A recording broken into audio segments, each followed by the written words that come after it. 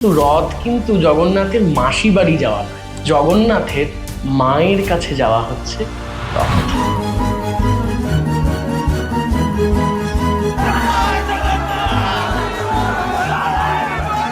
এই বিশ্ব ব্রহ্মাণ্ডের সবচেয়ে রহস্যজনক মন্দির হচ্ছে জগন্নাথ, সবচেয়ে রহস্যজনক, এবং যার কোনো ব্যাখ্যা আমরা সুপরিকল্পিত ব্যাখ্যা আমরা দিতে পারবো না। আরেকটা জিনিস জানতে চাইবো, পতাকার যে প্রবাহটা সেটা সমুদ্রের যে বায়ু প্রবাহ থাকে তার ঠিক বিপরীত দিকে থাকে। সেটা কিভাবে পসিবল?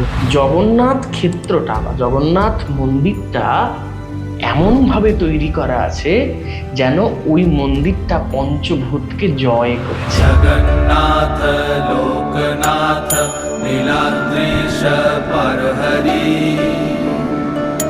জগন্নাথের যে পুরো মন্দির, সেই মন্দিরে কোনো ছায়া পড়ে না।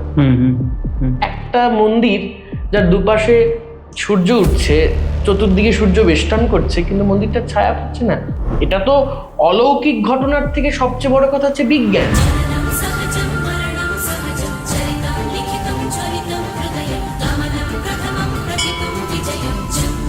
শ্রী চৈতন্যদেবের আঙ্গিকে রথযাত্রা, এই বিষয়টা সম্পর্কে একটু আলোচনা। জগন্নাথ কে বা জগন্নাথ কি, এই প্রশ্নটা তো আমাদের সবার মধ্যে প্রথম আসে। 1,00,000 শালিগ্রামের উপরে দক্ষিণাকালী যন্ত্রের উপর জগন্নাথ প্রতিষ্ঠিত, উগ্র তারা যন্ত্রের উপর বলদেব প্রতিষ্ঠিত, ভুবনেশ্বরী যন্ত্রের উপর মা সুভদ্রা প্রতিষ্ঠিত। কারোর কাছে তিনি ভৈরব, কারোর কাছে গণেশ, কারোর কাছে শিব, কারোর কাছে সৌর, কারোর কাছে শক্তি, কারোর কাছে কৃষ্ণ, কারোর কাছে নারায়ণ। মহাপ্রভু না এই সমস্ত কিছুকে কোথাও যেন জগন্নাথকে তিনি নারায়ণ নয়, শিব নয়, প্রতিষ্ঠা করালেন শ্রী রাধার প্রাণধন ব্রজেন্দ্র নন্দন রূপে। আনন্দ লীলাময় বিগ্রহায় হেমাভদিব্য ছবি সুন্দরায় তস্मै মহাপ্রেম রসপ্রদায় চৈতন্যচন্দ্রায় নমো নমস্তে। নমস্কার, নাথ দ্য কসমিক সাউন্ডের আরেকটা নতুন এপিসোডে আপনাদের সবাইকে স্বাগত জানাই। আর আজকে আমাদের পডকাস্টের যে বিশেষ টপিক তা হচ্ছে রথযাত্রা। তো রথযাত্রা নিয়ে কথা বলতে আবার যে ছোট ভাইটি এই মুহূর্তে আমার স্টুডিওতে রয়েছে, মোহন, তোমাকে অনেক অনেক স্বাগত আমাদের স্টুডিওতে। নমস্কার, কেমন আছো? খুব ভালো আছি, খুব ভালো লাগছে এখানে আসতে পেরে। Wow, thank you so much. বিষয়টা হচ্ছে তুমি তো বরাবরই কীর্তন নিয়ে চর্চা করো, তাই আমরা রথযাত্রায় ঢুকবো, কিন্তু তার আগে ছোট্ট একটা কীর্তন দিয়ে শুরু হোক আজকের পডকাস্টটা। মাধব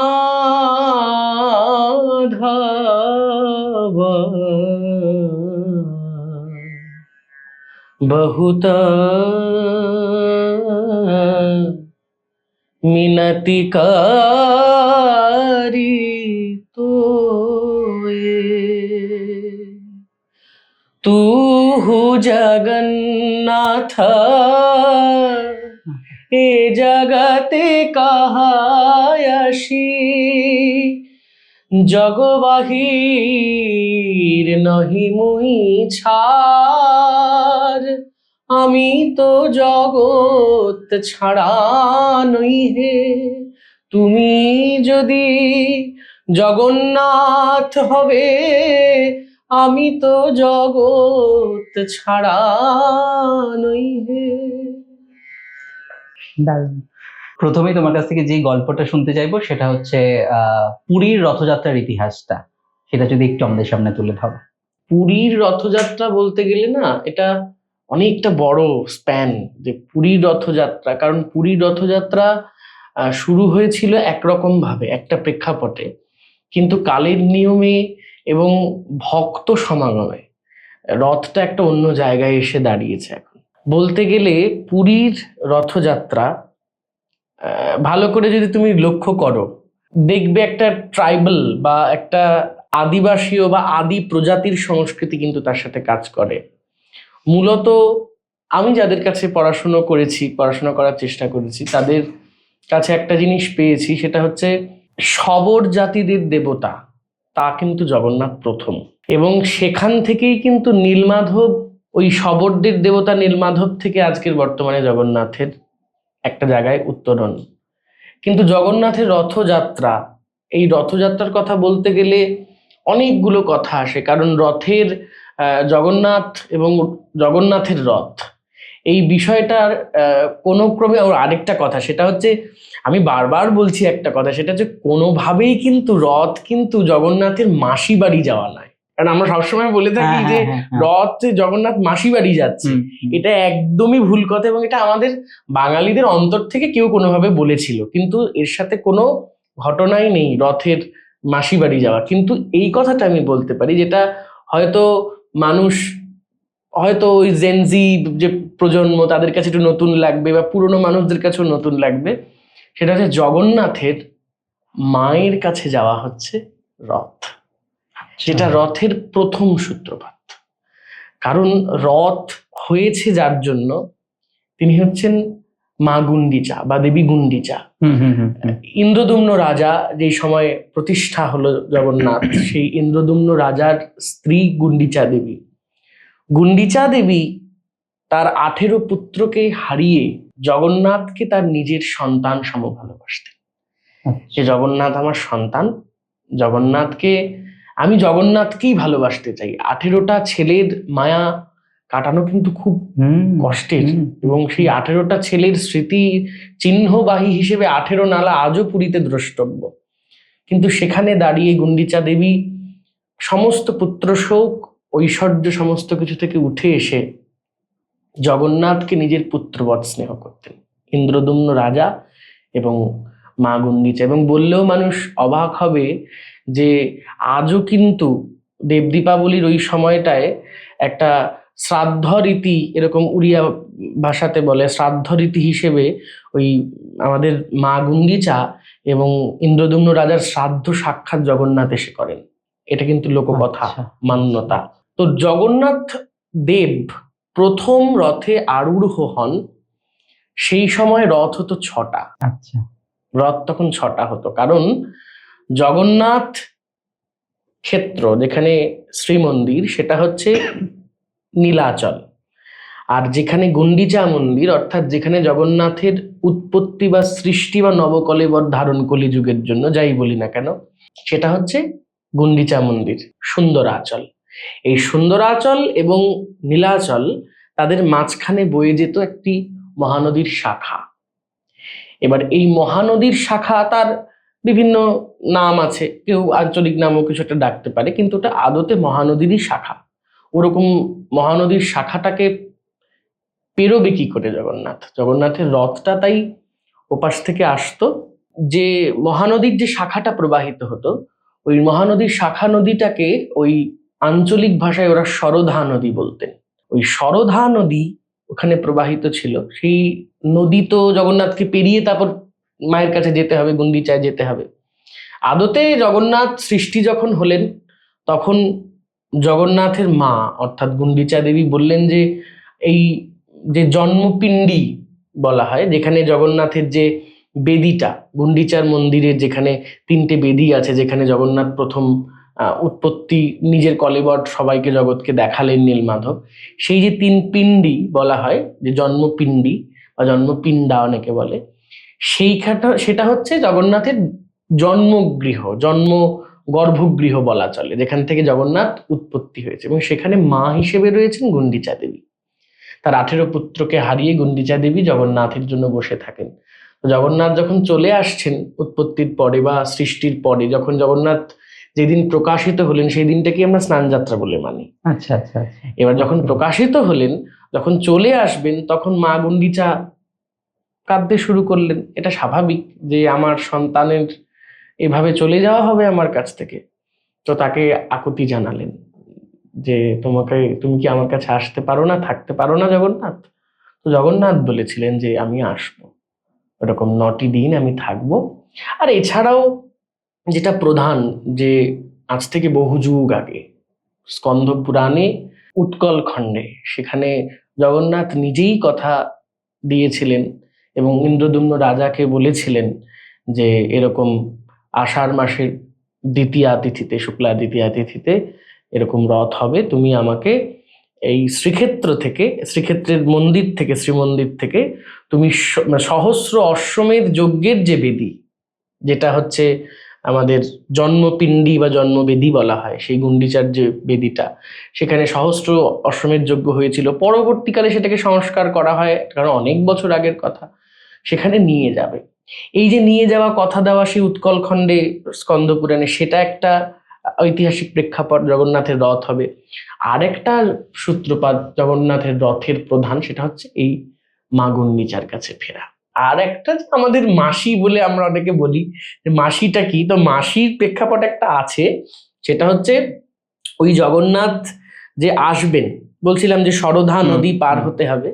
ওই পার হওয়ার জন্য ওই নীলাচল শ্রীমন্দির থেকে 3টে রথে করে চতুর্ধামূর্তি আসতেন, ওই নদীর পাশে দাঁড়াতেন, তারপর নদী পার হতেন। এপাশে আবার 3টে রথ দাঁড়িয়ে থাকতো। জগন্নাথ নৌকা করে নদী পার হওয়ার পর এই রথে করে আবার থেকে গুন্ডিচায় নিয়ে আসা হতো। তো একদিন সবাই চিন্তিত যে বছর বছর কি এরকম হয়ে যাবে, কোনো কি চেঞ্জ হবে না, কোনো পরিবর্তন কিছু হবে না, কষ্ট হয়ে যেত। এবং তখন ভক্তদের ভার লাঘবের জন্য ভগবান, ভগবতী দেবী দুর্গারই এক রূপ, তাকে আঞ্চলিক ভাষায়, পুরীর ভাষায় বলা হয় অর্ধাসনী মসিমা, যার মন্দির এখনো আছে। আর শুদ্ধ ভাষায় বলতে গেলে এটা হচ্ছে অর্ধ শোষণী দেবী। এই অর্ধ শোষণী দেবী ওই সরধা নদী বা মহানদীর শাখার জলটা শোষণ করে নিলেন। ওই অর্ধাসনী মসিমা, এই হচ্ছে জগন্নাথের মাসি। আদতে মাসির কাছে যাওয়া নয় জগন্নাথের, কিন্তু জগন্নাথ দাঁড়িয়ে ওই যে মাসি বা যাই হোক একটা রূপ ভগবতীর, সেই রূপের কাছে দাঁড়িয়ে এখনো জগন্নাথের রথ দাঁড়িয়ে যায় সেখানে। কারণ এটা হচ্ছে কি কৃতজ্ঞতা জানানো, যে তার জন্য তার ভক্তদের ভার লাঘব হয়েছে, যেন ভগবান এখনো সেই অর্ধাসনী মসিমা, উড়িষ্যার ভাষায় বা আমাদের শুদ্ধ ভাষায় অর্ধশোষণী দেবী, অর্ধশোষণী দেবীর কাছে দাঁড়িয়ে যান। এবং সেখানে সেই সময় পোড়া পিঠা ভোগ লাগে, পোড়া পিঠা ভোগ লাগে, এবং জগন্নাথ সেখানে ভোগ গ্রহণ করে গুন্ডিচার দিকে যান। এই পুরোটা হচ্ছে জগন্নাথের আদি রথ, তার রথের প্রেক্ষাপট। তুমি এছাড়াও আরো 6টা টোটাল রথের কথা বললে, তো ওইগুলো যদি একটুখানি বোঝাও আর কি, কিভাবে? ওই 6টা রথ বলতে কি, মানে ওই এই পাশে যে 6টা রথ যেমন আছে, 2-3টে রথ আছে, আর ওইদিকে 3, ওখানেও 3টে। আচ্ছা, সেই হিসেবে এই 3টে, ওই 3টে, এই 3টে রথে যা যা থাকবে ওই 3টে রথেও তাইতেই থাকবে। আচ্ছা, এই 3টে রথ যেভাবে যেভাবে শুরু হয়েছে, যেভাবে যেভাবে জিনিসপত্র দিয়ে সাজানো, কারণ একটা রথের মধ্যে অনেক কিছু থাকে। রথটা কতটা লম্বা হবে, যেমন জগন্নাথের রথ 45.5 ফুট মতো লম্বা, ভগবান বলভদ্রের রথ প্রায় 44.5 এরকম ফুট লম্বা, আর সুভদ্রার রথ 44 পয়েন্ট লম্বা এরকম। তো এইরকম এত উচ্চতার রথ, তার মধ্যে আমাকে গুনতে বসতে হবে কি কি আছে। কাষ্ঠ সংখ্যা, চাকার সংখ্যা, ভৈরব আছে, ক্ষেত্রপাল আছে, তারপরে কি কি রং দিয়ে বেষ্টনী হবে সেটা আছে, সংরক্ষক আছে, তারপর উপরে একটা দুটো শুক পক্ষী বসে থাকে, ওই দুটো শুক পক্ষীর ব্যাপার আছে। প্রত্যেকটা রথ অনুযায়ী আলাদা আলাদা নাম আছে। কোনো রথে শ্রদ্ধা বিশ্বাস, কোনো রথে সুপর্ণাদ বা সুপর্ণা, এরকম করে এরকম বিভিন্ন শুক পক্ষীগুলোর আলাদা নাম আছে। আবার রশ্মির নামও আলাদা। আচ্ছা, জগন্নাথের রশ্মি শঙ্খচূড় এবং তার স্ত্রী নাগিনী এরকম করে আছে। এরকম প্রত্যেকটা রশ্মির নাম আলাদা। যেমন জগন্নাথের রথের ক্ষেত্রপাল মানে ভৈরব আছে, তার নাম একপদ বা ঘণ্টাকর্ণ। আবার যখন বলভদ্রের রথে সেই ভৈরব যাচ্ছেন, তখন সেই ভৈরবের নাম হয়ে যাচ্ছে ক্ষেত্রপাল। এরকম করে আলাদা আলাদা করে নাম। ক্ষেত্রপাল আছে, সংরক্ষক আছেন, এছাড়াও দ্বাররক্ষী থাকে। জগন্নাথের ক্ষেত্রে জয় বিজয় হয়ে যাচ্ছেন, সুভদ্রার ক্ষেত্রে গঙ্গা যমুনা হয়ে যাচ্ছেন, বলভদ্রের ক্ষেত্রে নন্দ সুনন্দ হয়ে যাচ্ছেন। এই যে এত কিছু নিয়ে, এবং চাকার সংখ্যাটা সবচেয়ে গুরুত্বপূর্ণ, যে জগন্নাথের ক্ষেত্রে যে চাকাটা থাকবে সেই চাকাটা হচ্ছে 16টা চাকা। জগন্নাথের রথের চাকা 16টা। এই 16টা চাকা আবার ওই 16 কলায় পরিপূর্ণ, আমরা বলি না, ওই 16 কলার প্রতীক। আর বলভদ্রের ক্ষেত্রে রথের চাকার সংখ্যা হয়ে যাচ্ছে 14। এই 14টা সংখ্যাটা 14 ভুবনের প্রতীক। আর যখন মা সুভদ্রার ক্ষেত্রে আসছি, তখন সেই চাকার সংখ্যা দ্বাদশ হয়ে যাচ্ছে, 12 হয়ে যাচ্ছে। এই 12টা আবার 12 মাসের প্রতীক হয়ে যাচ্ছে। বাহ। অর্থাৎ অনেক কিছু ভেবে প্ল্যানফুলি এবং খুবই চিন্তা ভাবনা করে, শিল্প বিন্যাস এবং বহু শাস্ত্র ঘেটে, আমার তো মনে হয় জগন্নাথ মন্দির, রথযাত্রা এবং জগন্নাথের রথ, জগন্নাথের মন্দিরের আর্কিটেক্ট, এগুলো নিয়ে যদি হিউজ কেউ রিসার্চ করতে চায়, মানে একটা জন্ম তার অনেক কম, কারণ এত কিছু আছে। আপনি ভাবুন না, জগন্নাথের রথে, জগন্নাথের যে পুরো মন্দির, সেই মন্দিরে কোনো ছায়া পড়ে না। একটা মন্দির যার দুপাশে সূর্য উঠছে, চতুর্দিকে সূর্য বেষ্টন করছে, কিন্তু মন্দিরটার ছায়া পড়ছে না। এটা তো অলৌকিক ঘটনার থেকে সবচেয়ে বড় কথা হচ্ছে বিজ্ঞান। আজকের দিনে আমরা বিজ্ঞান নিয়ে চর্চা করছি, সেই সময় যারা জগন্নাথের সেবক ছিলেন তারা কি করে এই জিনিসটাকে দাঁড় করিয়েছেন, কি করে জিনিসটা দাঁড়িয়েছে, এবং সেই একটা সর্বতোপ্রকারে একটা ট্রাইবাল জাতির দেবতা, একটা আদিবাসী সংস্কৃতির সাথে লিপ্ত একজন দেবতা, সে কি করে এইভাবে এত সুন্দর করে একটা আর্য সংস্কৃতির দেবতা হয়ে উঠলেন। এটা তো আমাদের নিজেরই মনে প্রশ্ন আসা উচিত, কারণ আমাদের দেবতাদের কি আকার থাকবে, কেমন হবে, কটা বাহু হবে, কি হবে না হবে, সব তো বর্ণিত আছে শাস্ত্রে। জগন্নাথের ক্ষেত্রে, জগন্নাথের রথের ক্ষেত্রে বা জগন্নাথকে দেখতে যেমন, তোমার কি মনে হয় যে এটা কেমন দেবতা? আমাদের তো অনেকেরই প্রশ্ন ওঠে, বাচ্চারাও প্রশ্ন করে যে জগন্নাথের হাত নেই কেন। তো এই ক্ষেত্রে আমার মনে হয় যে ঠাকুর অনুকূলচন্দ্র এক জায়গায় বলছেন যে জগন্নাথের রথ এবং জগন্নাথ, জগন্নাথ তো আমাদের সকলের নাথ। জগন্নাথের হাত নেই কেন বলছে, যদি হাতের সম্মুখটা থাকতো তাহলে জগন্নাথ নিজেকে রুদ্ধ করতে পারতেন যে না, ওকে আমি নেব না। কিন্তু জগন্নাথ হাতটা মুক্ত রেখেছেন কেন না, আমরা গিয়ে যেন তাদেরকে আলিঙ্গন করে জড়িয়ে ধরে থাকি। আমরা যতক্ষণ জড়িয়ে থাকবো, জগন্নাথও আমাদের ততক্ষণ জড়িয়ে ধরে থাকবেন, আর আমরা যখন ছেড়ে দেবো তখন জগন্নাথও ছেড়ে দেবে।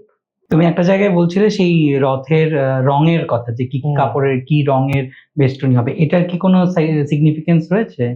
হ্যাঁ, সিগনিফিকেন্স বলতে কি, যেমন প্রত্যেকটা রথে লাল রংটা মাস্ট রাখতেই হবে, লাল রং রাখতেই হবে।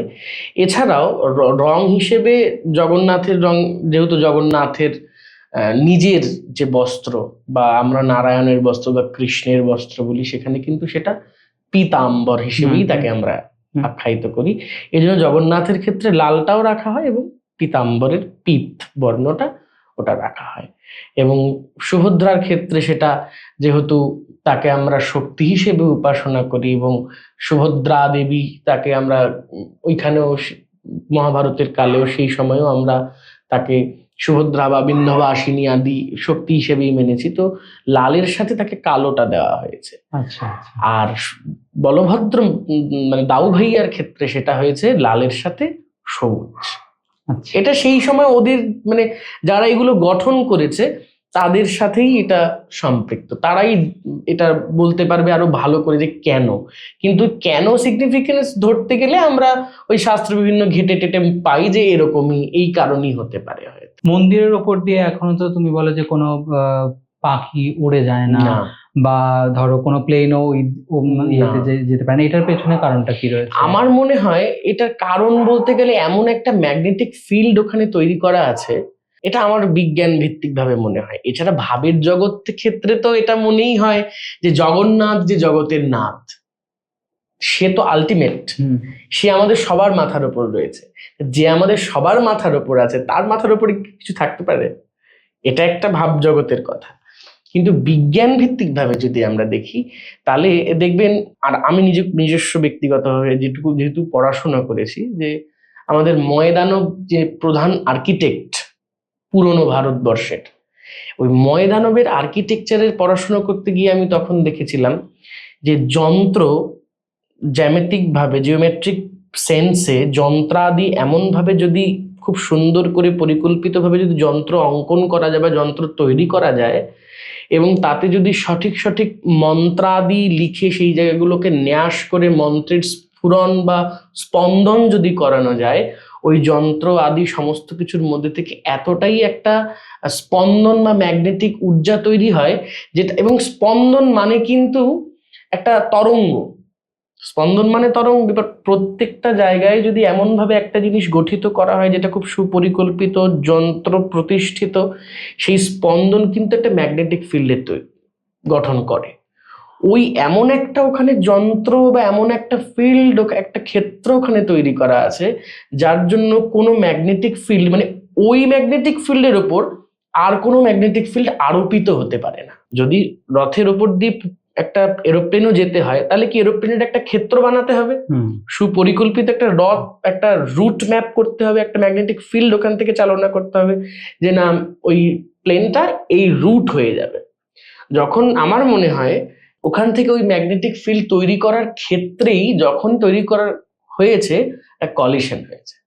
ওই ম্যাগনেটিক ফিল্ডের সাথে এই ম্যাগনেটিক ফিল্ড যাচ্ছে না, এমন একটা ঊর্জা ক্ষেত্র তৈরি করা আছে। শুধু জগন্নাথের ক্ষেত্র শুধু বলে না, বারমুডা ট্রায়াঙ্গেলের ক্ষেত্র তুমি দেখো, এটা তো ভাবজগৎ একটা ভাবে ব্যাখ্যা করব আমরা ভক্ত, আমাদের তো একটা ব্যাখ্যা হবেই যে আমরা ভক্তির দিক থেকে দেখছি আমাদের জগন্নাথের উপর থেকে কেউ যাবে না। কিন্তু সবচেয়ে বড় আশ্চর্য ঘটনা যেটা হচ্ছে বিজ্ঞান, কি বিজ্ঞানের সেই সময় উন্নতি ছিল, এত সুন্দর করে বানানো হয়েছিল যেটা আজও সেখানে বর্তমান। আরেকটা জিনিস জানতে চাইবো, পতাকার যে প্রবাহটা সেটা সমুদ্রের যে বায়ু প্রবাহ থাকে তার ঠিক বিপরীত দিকে থাকে, এটা কিভাবে পসিবল হচ্ছে? এটা তো পসিবল, এটা তো আমাদেরও প্রশ্ন যে কিভাবে সম্ভব। কিন্তু আমার যেটা মনে হয় বা যেটা আমি নিজে দেখেছি, কারণ আমার স্যার আমাদের বৈষ্ণব জগতের অন্যতম ব্যক্তিত্ব গোরাচাঁদ ভট্টাচার্য, তিনি আমাদের বলেছিলেন যে রথে যাও, আগে যাই, একটা কথা শুনবা মোহন, রথ দেখা কলা বেচা, রথে যাবা কলাটা বেচতে ভুইল না। মানে রথে যে আমরা যাব, রথকে আমরা ভগবানের চৈতন্যদেবের আলোকে দেখব, দর্শন করব, আস্বাদন করব, অনুভব করব, কিন্তু তার সাথে সাথেও যে একটা অদ্ভুত রহস্যে ঘেরা মন্দির। আমি তোমাকে এমন একটা কথা বলছি, এই বিশ্ব ব্রহ্মাণ্ডের সবচেয়ে রহস্যজনক মন্দির হচ্ছে জগন্নাথ মন্দির, সবচেয়ে রহস্যজনক, এবং যার কোনো ব্যাখ্যা আমরা, সুপরিকল্পিত ব্যাখ্যা আমরা দিতে পারবো না। এমন সুন্দর করে মন্দিরটার গঠন করা আছে, মন্দিরের ভেতরে যখন বাতাস ঢুকবে বা বাতাস খেলবে, বাতাসটা এমন ভাবে প্রতিফলিত হবে এক পাশ থেকে আরেক পাশে, ওই সরাসরি বাতাসটা ঢোকার ক্ষেত্রে ওই বাতাসটা যখন বেরোবে তখন ওই অভিমুখে না বেরিয়ে স্রোতের বিপরীত অভিমুখে বাতাসটা বেরিয়ে যাবে। ওর আর্কিটেকচারটাই এমন। দেখবে আমরা কোন একটা তল, প্রতিবিম্ব কিসে হয়, একটা তলে হয়, তলগুলোই এমন ভাবে করা আছে, কোনোটা একটু বেঁকিয়ে, কোনোটা একটু কৌণিক ভাবে, কোনোটা একটু অন্যভাবে বেঁকিয়ে, এমন ভাবে কৌণিক তলগুলো করা আছে যার জন্য আলো বলো, বাতাস বলি, যে ছায়াও যে পড়ে না, বাতাসও যে পড়ে না, যে আলো এবং বাতাস, এবং সবচেয়ে আরো বড় কথা সেটা হচ্ছে সমুদ্রের শব্দ, সেটাকেও কিন্তু জগন্নাথ মন্দিরের ভেতরে বন্ধ করা আছে। জগন্নাথ মন্দিরের ভেতরে ঢুকলে তুমি সমুদ্রের শব্দ শুনতে পাবে, এটাও নিশ্চয়ই জানা। তার মানে এখানে জগন্নাথ ক্ষেত্রটা বা জগন্নাথ মন্দিরটা এমন ভাবে তৈরি করা আছে যেন ওই মন্দিরটা পঞ্চভূতকে জয় করেছে। আমাদের যে পঞ্চভূত, খেতেই অপ তেজ মরুদ বম, প্রত্যেকটাকে দেখো, ভেবে দেখো একবার, যে জগন্নাথ বা মন্দির কর্তৃপক্ষ হোক, মন্দির যে গঠন করেছে সেই শিল্পী হোক, জগন্নাথ নিজে হন, বিশ্বকর্মা হন, যে যেদিক থেকে দেখতে পারেন তাতে কোনো অসুবিধে নেই। কোনো আমরা যারা ভক্ত তারা যদি বিশ্বকর্মা বলি বিশ্বকর্মা, আরো যারা ভক্ত তারা বলে জগন্নাথ নিজেই সৃষ্টি করেছেন, তাহলে তাই। আর যারা বিজ্ঞান ভিত্তিক ভাবে বর্তমান সমাজ, তারা যদি ভাবে সেই সময়কার বিশিষ্ট কোনো আর্কিটেক্ট বা স্থপতি তৈরি করেছে, তাহলে তাই। কিন্তু এমন ভাবে মন্দিরটাকে তৈরি করা হয়েছে যেন পঞ্চভূতেশ্বর নিজে ওখানে অবস্থান করছেন, যার কাছে তার হাতের আঙুলের ইশারাতেই পঞ্চভূত চলছে। আমার ভেতরে শব্দ শোনা যাবে, বাইরে শব্দ শোনা যাবে না, যাবে না। আমার মন্দিরের ছায়া পড়বে না, আলোকে আমি সেই পারমিশনই দিইনি, পড়বে না। আমার মন্দির থেকে বাতাস আসবে, বাতাসটা গতি অভিমুখে যাবে না, গতি বিপরীত অভিমুখে যাবে, তাই হবে। ব্যাপারটা এমন সিগনিফিকেন্ট এমন যে বসে আছে ভেতরে সে হচ্ছে সাক্ষাৎ পরব্রহ্ম, এবং পরব্রহ্মের হাতে থাকে পঞ্চভূতের সমস্ত নিয়ন্ত্রণ। ওই পঞ্চভূতের নিয়ন্ত্রণ নিয়ে ভেতরে সাক্ষাৎ জগন্নাথ ত্রিধামূর্তি হয়ে বসে আছে। নিজের শক্তিকে আরো দুভাগে বিভক্ত করে তিনজন একসাথে আমরা যেভাবে এখন দেখছি ভাই হিসেবে সেমন করে বসে আছেন। সাক্ষাৎ ব্রহ্মই তিন সত্তা নিয়ে বসে আছেন, ত্রিধামূর্তি নিয়ে বসে আছেন। আমি একটুখানি ছোট্ট করে নবকলেবরের গল্পটা শুনতে চাইবো। নবকলেবরের গল্প এটা চিরচেনা, একটা স্বপ্নাদেশ তো হবেই। স্বপ্নাদেশের ফলে এটা কি এখনো হয়? এখনো হয়। আচ্ছা, ওই যে একটা কথা আছে না, মানো তো শালিগ্রাম, না মানো তো পাথর। আমরা যদি মানি তাহলে হয়, না হলে না হয়। আর না হলে তুমি দেখো না, এই যুগ যুগ ধরে, আর জগন্নাথ মন্দির তো আজকে হয়নি, দ্বাপর যুগের মন্দির। সাক্ষাৎ অর্জুন এরা প্রতিষ্ঠা করেছেন যে মন্দিরটা, যে এই মন্দিরের প্রধান নীলমাধব অর্জুন নিজে এসে প্রতিষ্ঠা করে দিয়ে গেছেন। জরা ব্যাধের সেই বংশধর বিশ্বাবসু পর্যন্ত সেই মন্দির এসেছে, যেটা আদি মন্দির, নীলাচল মন্দির বা নীল পর্বতের মন্দির, যেখানে নীল মাধব পূজিত হতেন, সেটা তো আদি মন্দির। তারপরে এই মূর্তিটা এসেছে, এখনকার মূর্তি। এই মূর্তিটাও আনার ভেতরেও একটা রহস্য আছে। এই মূর্তি কে আনলো? রাজা ইন্দ্রদম্ন স্বপ্নাদেশ পেলেন। বলতে বলতে ওই যে দেখবেন কথা চলে আসে, একটা প্রসঙ্গ উঠলো, ওই কাঠুরিয়া আছে, কাঠুরিয়া কাঠ কাটতে থাকে, আর কাঠ কাটতে কাটতে হ্যাঁ একটা চলে আসে, ওই কথার স্রোতেই কথা চলছে আর কি। দেখো, আলটিমেটলি সহজ কথায় বলতে গেলে জগন্নাথ হচ্ছে প্রথম বা যে প্রধান নীলমাধব মূর্তি, সেটা কিন্তু ট্রাইবাল জাতির কাছেই রক্ষিত ছিল। জরাব্যাধ, যে জরাব্যাধ ভগবান শ্রীকৃষ্ণকে নিজের অজান্তে তার পারলৌকিক শরীরটাকে শেষ করলেন, যে জরাব্যাধ, সেই জরাব্যাধই ওই অর্জুনের দ্বারা প্রবাহিত যে তার ভেতরের যে কুলকুণ্ডলিনী ভগবান শ্রীকৃষ্ণের, সেই শ্রীকৃষ্ণের কুলকুণ্ডলিনীর জ্যোতিস্বরূপকে অবলম্বন করে বা অনুসরণ করে ওই জরাব্যাধ তত পর্যন্ত ঘুরে আসে যতক্ষণ না তীরে লাগছে। সেই ঘুরে আসতে গিয়ে জরাব্যাধ দেখে যে ওই এটা এই ক্ষেত্রে, উৎকল ক্ষেত্রে এসে মিলেছে। তো সেখানেও জ্যোতি, ওই জ্যোতিটার এখানে এসে মিলছে। কিন্তু আবার আরেকটা ক্ষেত্রে এই উৎকলকে কিন্তু সূর্যক্ষেত্রও বলা হয়। উৎকল হচ্ছে সূর্যক্ষেত্র, তারও কিন্তু একটা মহাভারতের ভিত্তি আছে। আচ্ছা, ভগবান শ্রীকৃষ্ণ তার ছেলে শাম্বকে অভিশাপ দিলেন। অভিশাপ দিয়ে এমন অভিশাপ দিলেন, শাম্ব কুষ্ঠরোগ আক্রান্ত হয়ে গেল। ভগবান শ্রীকৃষ্ণ এবার পড়লেন বিপদে। জাম্ববতী গিয়ে পা ধরছে, বউ গিয়ে পা ধরেছে, আমার ছেলেকে তুমি অভিশাপ দিয়েছো, এবার তুমি বাঁচাও। একদিকে পিতৃস্নেহ, অন্যদিকে ন্যায়। ন্যায় করেছেন অভিশাপ দিয়ে, এবার পিতৃস্নেহ বসে উপায় বলে দিয়েছেন যে পূর্বাঞ্চলে তুমি যাও, চন্দ্রভাগা নদীর তীরে। সেই চন্দ্রভাগা নদীর তীর, ওই কৌণিক যে জায়গাটা, ওই জায়গাটা হচ্ছে সূর্যক্ষেত্র। তুমি সূর্যক্ষেত্রে ভগবান সূর্যের তপস্যা করো। তপস্যার পরে তুমি অবশ্যই যদি কৃপা প্রাপ্ত হও, তাহলে তোমার এই রোগ মুক্তি ঘটবে। তো শাম্ব তো সেখানে প্রথম মন্দির প্রতিষ্ঠা করলেন, এবং সেই জায়গায় আমাদের ভগবান সূর্য নারায়ণ দেব কৌণিকভাবে রশ্মি অর্পণ করেন। এই জন্য আমরা একটা মন্দিরের নামও জানি, সেই কোণে সূর্য আলো ফেলছে, তাই কোণার্ক। ওই কোণার্ক থেকে কোণারক মন্দির। এবং বলা হয় যে এই কোণার্ক মন্দিরটাই সেই জায়গা বা সেই স্থান, যেই স্থানে শাম্ব তপস্যা করেছিলেন। এবং ওই যে জ্যোতি মিলল গিয়ে, আবার মানে অর্থাৎ জ্যোতি জ্যোতি ক্ষেত্রে মিলে গেল। আচ্ছা, জ্যোতিটা সূর্য ক্ষেত্রে গিয়ে দাঁড়ালো। ওই সূর্য ক্ষেত্রে দাঁড়িয়ে ওই জ্যোতিটা তারপরে বিশ্বাবসুর যে পূর্বতন পুরুষ, যার মাধ্যমে ওইটা আনত হলো, যার জন্য জ্যোতিপিণ্ডটা বেরোলো, সেই জরাব্যাধ সেটাকে নীল পর্বতে স্থাপন করলেন। এবং সেই নীল জ্যোতি বিশিষ্ট যে ব্রহ্মবস্তু, সেটা নীল মাধব রূপে ওই নীল পর্বতে ট্রাইবালদের মাধ্যমেই প্রতিষ্ঠা ছিল। ওখানেই পূজিত হতেন, ওখানেই সবকিছু হতেন। কিন্তু ওই মন্দিরটা যেন চিরকাল লুক্কায়িত থাকে, তাই মন্দির পর্বতের গুহ্য জায়গায় স্থাপন করা হলো। আর তাদের বসতি হলো আরো দূরে, কারণ কোনোভাবে যদি আক্রমণ হয় তাহলে তো নীল পর্বত বা নীলমাধব প্রকাশিত হয়ে যাবেন, যেটা একদমই ঠিক হবে না। তো তারপরে বহু কাল কেটে গেছে, জরাব্যাধের বংশধরদের ক্রমে ক্রমে ক্রমে ক্রমে সেবা পেতে পেতে পেতে পেতে সেটা বিশ্বাবসুর আন্ডারে আসে। তো বিশ্বাবসুর আন্ডারে যখন আসেন তখন এই পাশে রাজা, উৎকলের রাজা, তাকে স্বপ্নাদেশ দেন ভগবান নারায়ণ যে আমি এরকম নীলমাধব রূপে পূজা পাচ্ছি, তুমি আমাকে নীলমাধব রূপটাকে জগতের মাঝখানে তুমি প্রতিষ্ঠা করো।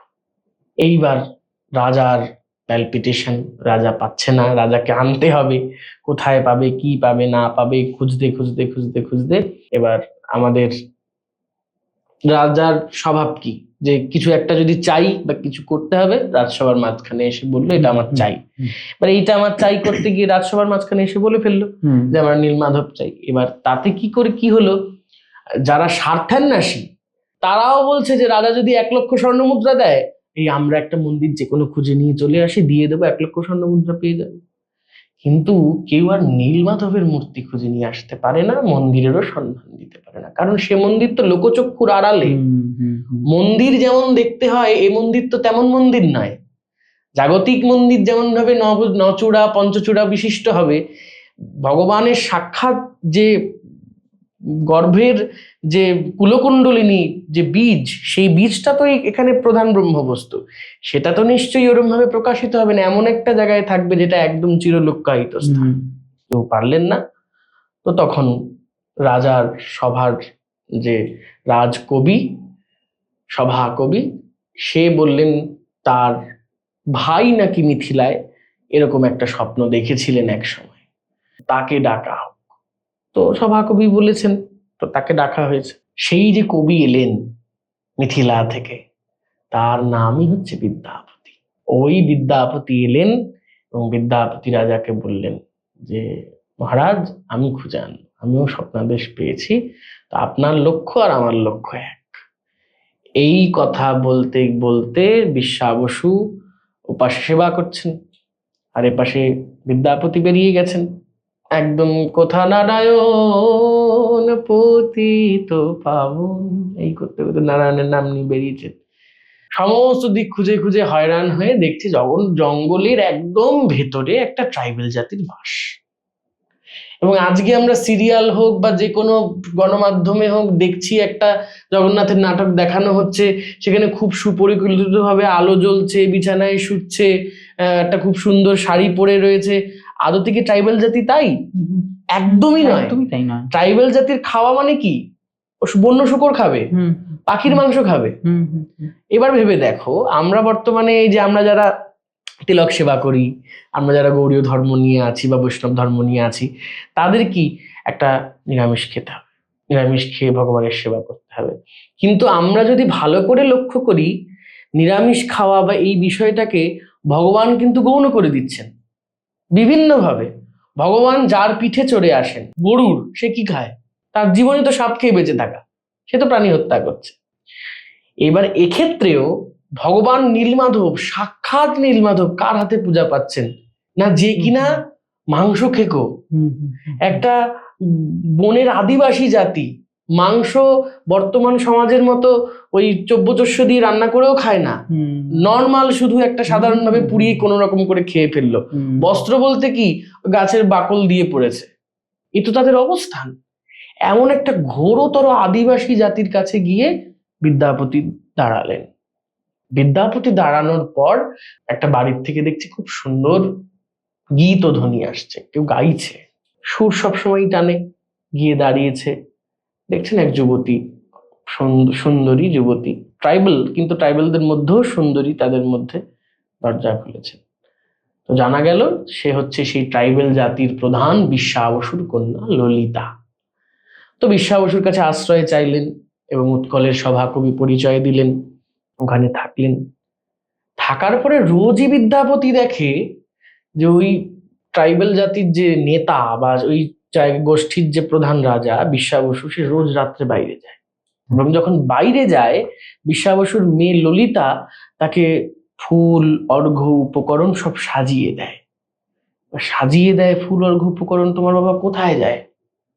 জিজ্ঞাসা করেছে বউকে, বউ যখন ঘরে এসেছে, কোথায় যায় জিজ্ঞাসা করতেই তখন নাম এসেছে যে আমাদের একটা গুপ্ত জায়গা আছে যেখানে নীলমাধব রয়েছেন, সেখানে। এইবার তো বিদ্যাপতি নীলমাধব চাই।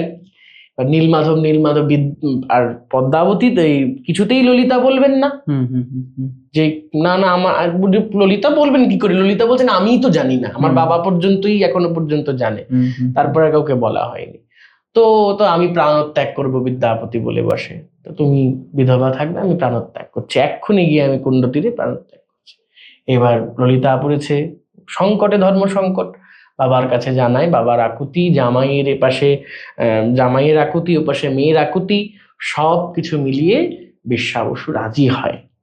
রাজি হয়ে বলে যে আমি তোমাকে নিয়ে যাব সেখানে, কিন্তু তোমার চোখ বেঁধে নিয়ে যাব, আমি নিয়ে যাব হাত ধরে, আমি নিয়ে আসবো, কিন্তু তোমার চোখটা বাঁধা থাকবে। চলেছেন বিদ্যাপতি। আর বিদ্যাপতি তো যে বিদ্যাপতি ছোটবেলা থেকেই কৃষ্ণ ভক্ত, বিদ্যাপতির কবিত্ব আমরা সকলেই জানি, মৈথিলী কোকিল বলে তাকে আমরা সম্বোধন করি। যেই জন কৃষ্ণ ভজে সে বড় চতুর। বিদ্যাপতি যাওয়ার সময় কোচরে করে সর্ষের দানা নিয়ে গেছে, আর যতটা পথ বিদ্যাপতি গেছে ওই কোমর থেকে আলতো আলতো আলতো করে সর্ষে ফেলতে ফেলতে ফেলতে ফেলতে ফেলতে ফেলতে গিয়ে তো বিদ্যাপতি দর্শন করেছেন নীলমাধবের অপূর্ব রূপ মাধুরী, চতুর্ধা মূর্তি, চতুর্ভুজ মূর্তি, সেখানে নীলমাধব অবস্থান করছেন। সাক্ষাৎ সেই পূর্ণ ব্রহ্ম শ্রীকৃষ্ণের নাভির অংশ, সেই কুলকুণ্ডলীটি দর্শন করে একদম ভাবাবিষ্ট অবস্থা, মাখামাখি একটা অবস্থা, ভাবু জগতের অবস্থা।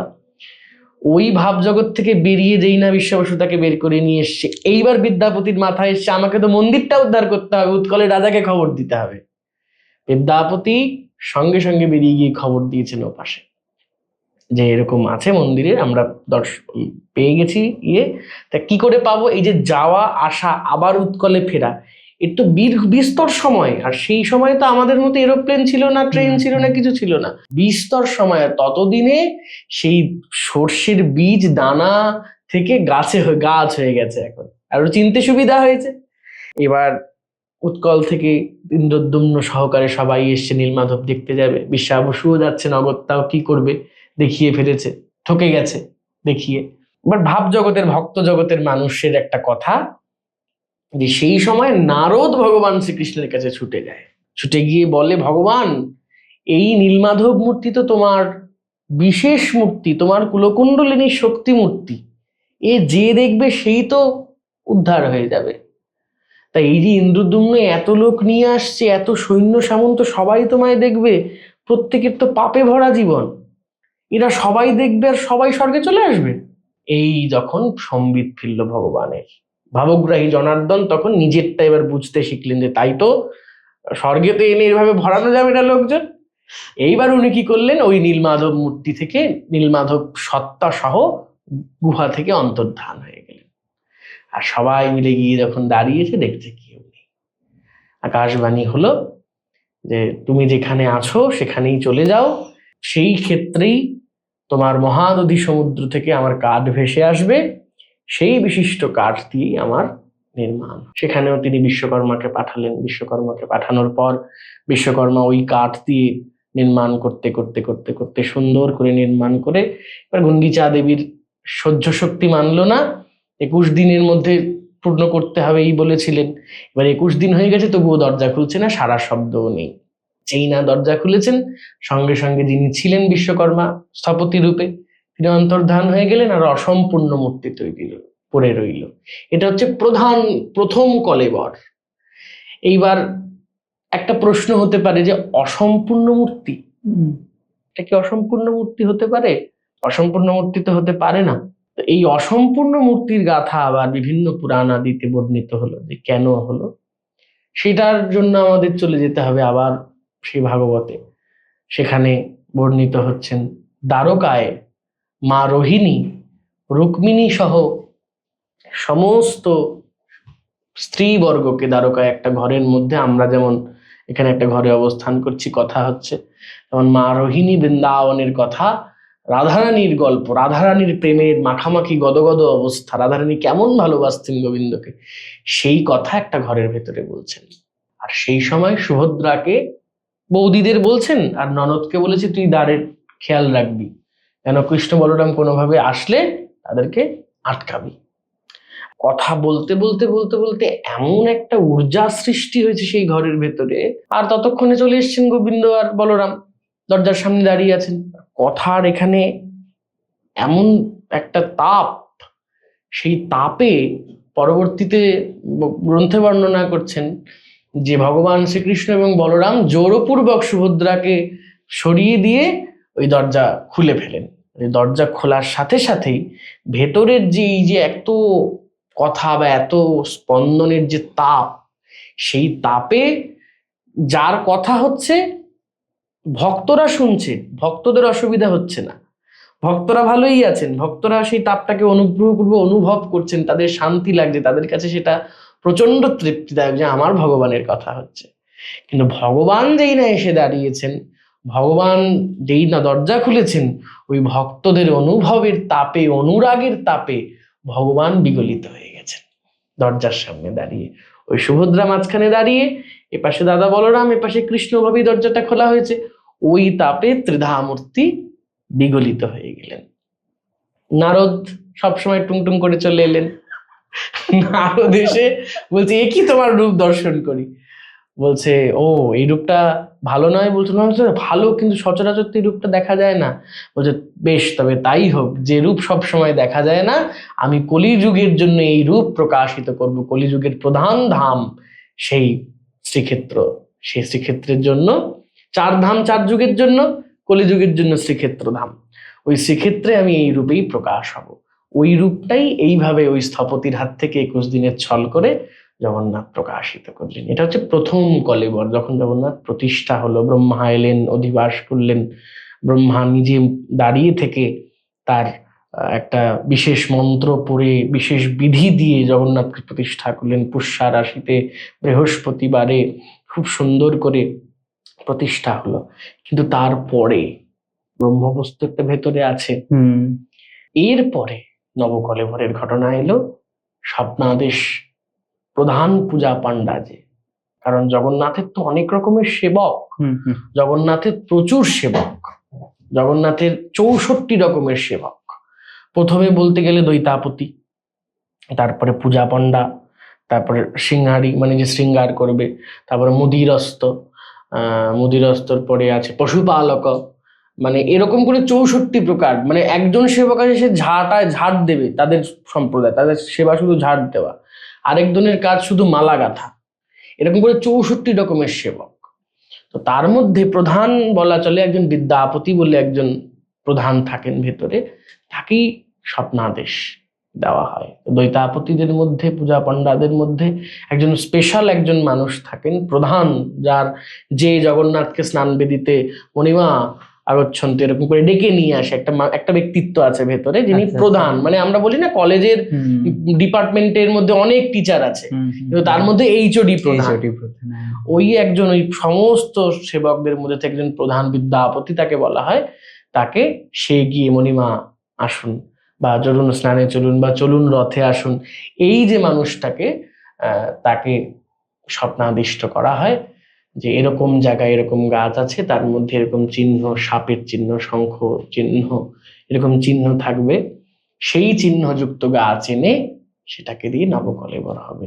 এবং নবকলেবরের সময় পুরো মন্দির শুধু নয়, পুরো শ্রীক্ষেত্র ধামটা অন্ধকার থাকবে। এবং নিজের জীবনের যে সমগ্র জীবনের যা সঞ্চয়, যা অনুরাগ, যা ভালোবাসা, যা পাওয়া, যা না পাওয়া, তাই দিয়ে প্রধান পূজারী সেটাকে ওখান থেকে বের করে এনে এই মূর্তি থেকে বের করে এনে এই মূর্তিতে প্রতিষ্ঠা করবেন। ভাবের জগতে আমাদের অনুরাগের ভরে তাকে আমরা সেই প্রধান ভগবান শ্রীকৃষ্ণের সেই নাভি কমলের সেই কুলকুণ্ডলিনীর সাথে তুলনা করি। আর কেউ বলেন শালিগ্রাম আছে ভেতরে, বিশেষ শালিগ্রাম। আবার বৌদ্ধরা বলে যে বৌদ্ধদের, আমাদের ভগবান বুদ্ধের নখ আছে, কি চুল আছে, এমন করে বহু বহু ভাবে সেটাকে মানুষ ব্যাখ্যা করে। সেইভাবে সেই ব্রহ্মবস্তু এনে এই মূর্তি থেকে এই মূর্তিতে প্রতিষ্ঠা করা হয়, তখন নবকলেবর হয়। এই হচ্ছে নবকলেবর এবং প্রধান কলেবর। গল্পটা যে শোনা যায় যে একবার একজন দেখে ফেলেছিলেন এবং তার সঙ্গে একটা ঘটনা ঘটেছিল, এগুলো কি সত্যি হয়? মানে তখন কি চোখ বেঁধেই কাজটা করতে হয়? দেখো, চোখ বাঁধা বা না বাঁধা, এই ক্ষেত্রে না আমার খুব মনে পড়ে রবীন্দ্রনাথের প্রথম পূজা কবিতার কথা। আচ্ছা। প্রথম পূজা কবিতায় মাধব হচ্ছেন একজন হীন জাতির, একটা শবর জাতি বা হীন জাতি, আদিবাসী জাতির যে মূর্তি তৈরি করবে, আর যে মূর্তি তৈরি করাচ্ছে সে হচ্ছে আর্য সংস্কৃতির রাজা। তা আর্যরা চিরকালই চাইবে অনার্যদের দলিত করে রাখতে, সে মূর্তি চোখ বেঁধে করবে। কিন্তু চোখ বেঁধে করা আর চোখ বেঁধে না করা, এর মধ্যে তো কিছুই অতটা গুরুত্ব পায় না। গুরুত্ব পায় হচ্ছে অনুরাগ, গুরুত্ব পায় ভক্তের ভালোবাসা। প্রথম পূজাতেও যখন রবীন্দ্রনাথ বলছেন, মাধব যখন মূর্তিটা তৈরি করার পর যখন চোখ খুলে দেখেছেন, একদম রবীন্দ্রনাথ লিখছেন যে এই তার শেষ দেখা, এই তার শেষ প্রণাম। কিন্তু আদতে মাধব কোনোদিন দেখেননি, চোখ বেঁধে পুরো মূর্তিটা তৈরি করেছেন। রাজা আদেশ দিয়ে গেছেন পূর্ণিমার মধ্যে কিন্তু চাই, তার মানে একটা দলিত করে রাখা। এবার মাধব যে নিজে মূর্তি তৈরি করেছেন, সে একবার দেখবে না তার সাধের দেবতাকে? এখানের ক্ষেত্রেও তো তাই, যে চোখ বন্ধ করে রাখবে তাকে চলে যেতে হবে, তাকে মরে যেতে হবে। এই বিষয়টা আমার কাছে খুব মানে হীন মনে হয়, তাই এই বিষয়টাকে খুব একটা গুরুত্ব দিই না। কিন্তু এইটাকে গুরুত্ব দিই যে আচার বিধি এটা তো অবশ্যই থাকতে হবে, এটা অবশ্যই থাকবে। কিন্তু সবকিছুর মধ্যেও আমার যেটা মনে হয়, যেই জগন্নাথের ব্রহ্মবস্তুটা প্রদান করুক না করুক, যে করেন তিনি অনুরাগ ভরেই করেন।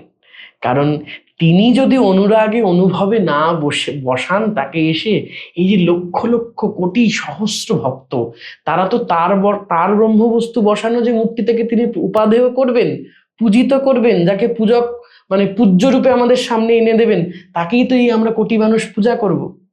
সে যদি যে প্রধান বস্তু একটা ভেতরে ঢুকে সেটা নিয়ে চলে গেল আর আগেরটাকেই বসিয়ে দিল, তাহলে কি সেটা হবে? এটা কোনোদিনই হবে না। ভগবান যাই করুক না কেন, তিনি অনুভবের অনুরাগের কাঙাল। যিনি প্রতিষ্ঠা পাচ্ছেন এবং যিনি ভক্তদের মধ্যে থেকে দেখছেন, যিনি প্রতিষ্ঠা পাচ্ছেন তিনিই তো ভক্তদের ভেতরেও আছেন। তো ভক্তদের ভেতর থেকে তিনিই তাকে দেখছেন, যে বানাচ্ছে তিনিও তাকে বানাচ্ছে, নিজেই নিজেকে বানাচ্ছে। এবার লোকশ্রুতি, জনশ্রুতি কিছু তো কথা থাকেই, এবং যেটাকে খুব সহজভাবে যদি এড়িয়ে যাওয়া বলা যায়, তাহলে আমি এড়িয়ে গিয়ে বলবো, যা রটে তা কিছুটা বটে। বলছি এই হ্রদ ভাঙার গল্পটা যদি এবার একটুখানি আমাদের সামনে তুলে ধরো। আমাদের ভারতবর্ষে কিন্তু প্রচুর হ্রদ হয়, প্রচুর হ্রদ, সমস্ত জায়গায় এমন কোনো জায়গা বাদ নেই যে হ্রদ হয় না। বাংলাতেও হ্রদ হয়। আপনি মুর্শিদাবাদে যান, মুর্শিদাবাদে একটা বিখ্যাত রামলালার মন্দির আছে, সেই রামের মন্দিরে ওখানে রূপোর রথ আছে, পিতলের রথ আছে, সেগুলো তো ভাঙা হয় না। বিভিন্ন জায়গায় বিভিন্ন মন্দিরের রথ আছে, সেগুলো ভাঙা হয় না। আচ্ছা, এই যখন রূপো বা পিতলের কথা উঠে আসলো, এগুলো কি শাস্ত্রসম্মত হয়? হ্যাঁ, তাই হয়। শাস্ত্রে রথের কথা অনেক ভাবে বলা, মানে ওটা কাষ্ঠ দিয়ে তৈরি হতে না, এরকম কোনো বিষয়, কোনো কথাই নেই। সিংহাসন এবং রথ তোমার যেটা ইচ্ছে তুমি তৈরি করাতে পারো। তুমি স্বর্ণ দিয়ে চাইলে গোটা স্বর্ণ দিয়ে করাও, রূপো চাইলে রূপো দিয়ে করাও, তাতে কোনো সমস্যা নেই। I'll call Ambani after this podcast. Ambani কে? আমারই চাইলেই কিন্তু এটা করাতে পারে। হ্যাঁ, I'll call him after this podcast. আমাদের একটা আকুতি থাকবে, একটা সোনার রথ তৈরি করে দেখিয়ে দিই জগন্নাথের জন্য। ছোট্ট করুক বা বড় করুক, যাই করুক, একটু করুক, একটা করতে পারে তারা। যাই হোক, ওই জগন্নাথের রথ অনেক, জগন্নাথ শুধু নয়, বিভিন্ন দেবদেবীর রথ হয়। আপনি সাউথে গেলে এখানে মীনাক্ষীর রথ হচ্ছে, আরো বিভিন্ন দের রথ হচ্ছে। বিষ্ণুর, আমাদের পদ্মনাভ স্বামীপুরমের যে ওখানেও রথ হচ্ছে, বিষ্ণুর রথ, বহু জায়গায় রথ হয়। কিন্তু এই রথটা যেন একটু আলাদা। এই রথটার সাথে আমাদের কোথাও দর্শন, কোথাও বেদান্ত দর্শন, কোথাও ন্যায় দর্শন, কোথাও বিশিষ্টাদ্বৈতবাদ, কোথাও অদ্বৈত বেদান্তবাদ, সেগুলো কোথাও গিয়ে যেন একটা মিলেমিশে যায়। কেমন আমাদের শরীর, এই শরীরের ভেতরে আমাদের ভগবান অবস্থান করেন। এবং আমার খুব মনে পড়ে, আমার যখন সংস্কৃত চর্চা, একাডেমিক ভাবে সংস্কৃত চর্চায় কঠোপনিষদ পড়েছিলাম, ওই কঠোপনিষদে যমরাজ নচিকেতাকে বলছেন যে আত্মানং রথিনং বিদ্ধি শরীরম রথম এবচ। আমাদের শরীরটা, আমাদের আত্মাটা রথের মতো করেই কিন্তু এগিয়ে যাচ্ছে, আর শরীরম রথম এবচ, আমাদের শরীরটা রথের মতো। এই শরীরটা যদি রথের মতো হয়, শরীরটা তো একটা খোলস, শরীরের খোলসটার ভেতরে তো আপন মানুষটা অবস্থান করেন, যেখানে লালন সাহেবজি যাকে বলছেন আমার আরশি নগরে আমার পড়শি বসত করে, মনের মানুষ বসত করে। একটু সুরে সুরে হয়ে যাক না? আমি আমাদের পদাবলী সাহিত্যে বলি, আমার পদাবলী সাহিত্যটা যেহেতু একটু কাছের, সেখানে পদাবলী সাহিত্যে লোচন দাস ঠাকুর তিনি বলছেন, গৌড়কে দিয়ে বলছেন, গৌড় সেখানে ভগবান ওদের কাছে, ওদের সম্প্রদায়ে। তো লোচন দাস ঠাকুর সমস্ত মহিলা জাতিদের উদ্দেশ্যে বলছে, কারণ মহাপ্রভু যখন চলে যায় তখন সবাই পাগল হয়ে গেছিল, ঘর থেকে বেরিয়ে গিয়েছিল। তখন লোচন দাস ঠাকুর বলেছিলেন, লোচন বলে আলো দিদি ঢোক গে আপন ঘর, তোর হিয়ার মাঝে গোরা চাঁদ মুন্ডু বাগে ধর, তোর হিয়ার মাঝে গোরা চাঁদ মুন্ডু বাগে ধর। হিয়ার মাঝে গোরা চাঁদ হোক বা কেন খুঁজে ফেরো দেবতা ঠাকুর মৃতপতি কঙ্কালে, হাসিছেন তিনি অমৃত হিয়ার নিভৃত অন্তরালে। কাজী নজরুল হোক, লোচন দাস হোক, যেই হোক, প্রত্যেকেরই কথা এই খোলসটা তার জন্য চলছে যে মানুষটা ভেতরে বসে আছে। তো আমাদের এই দেহের ভেতরে যে প্রধান পরমাত্মার শক্তি আত্মা বসে আছে, ঠিক তেমন করে ওই রথের, পুরীর যে রথ, সেই রথেরও প্রধান আত্মা হচ্ছেন জগন্নাথ, বলদেব, সুভদ্রা, সুদর্শন। প্রতিটা রথের, ওই রথে যখন সে উঠবে তার জন্য কত আয়োজন। অক্ষয় তৃতীয়া থেকে রথ বানানো শুরু হচ্ছে, এতগুলো দিন, এতগুলো মাস। ঠিক যেমন মা আমাদের দেহটাকে তার দেহের ভেতরে লালন পালন করেন, তার দেহের ভেতরে যেমন আমাদেরকে 9 মাস বা 10 মাস আবৃত করে রাখেন, তৈরি করেন। আমরা মায়ের মাধ্যমে খাই, মায়ের মাধ্যমে সবকিছু করি, আমাদের দেহটা তৈরি হয়।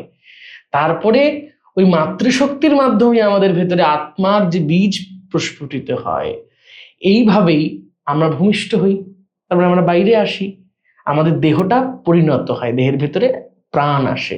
ঠিক তেমন করে ওই জগন্নাথের রথটাকে সুপরিকল্পিতভাবে তৈরি করে জগন্নাথকে এনে বা পরমাত্মার অংশ আত্মাকে এনে আমাদের, যেমন আমাদের দেহ তৈরি হলো, তেমন রথের মধ্যেও ওই পরমাত্মাকে এনে বসানো হলো।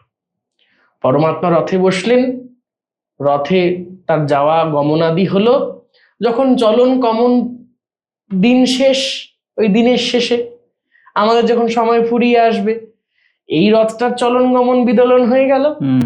রথটার ভেতর থেকে যখন ভগবান নেমে চলে গেলেন, ভগবান বেরিয়ে গেলেন, শক্তি বেরিয়ে গেলেন, তখন রথটা অকেজো, তেমন এই রথটাও অকেজো। ভেতর থেকে যখন তিনি চলে যাবেন, পরাণ পাখি যখন বেরিয়ে যাবে, অর্থাৎ তিনিটা বেরিয়ে যাবে, আমার আমিটা বেরিয়ে যাবে, ওই আমার আমিটা বেরিয়ে গেলে তখন এই দেহটাও তো সেই সব দেহর মতো হয়ে যাবে। এবং ওই সব দেহটাকে যেমন আমরা পুড়িয়ে ফেলি, তেমন ওই রথের এইটাকেও পুড়িয়ে ফেলা হয়। এবারে আমরা একটুখানি শ্রী চৈতন্য দেবের আঙ্গিকে রথযাত্রা, এই বিষয়টা সম্পর্কে একটু আলোচনা করব। এটা তো আমার খুব কাছের একটা টপিক। আজকে প্রথম প্রশ্ন ছিল এটা, কিন্তু ওই যে তার ইচ্ছে সব হবে, তার ইচ্ছেতেই চলছে। এইটা তো কোশ্চেন নিয়ে বসা, ওইটা অনুযায়ী প্রশ্নপত্র এটা আগে লিক হয়নি, কিন্তু ওই অনুযায়ী চলছে না।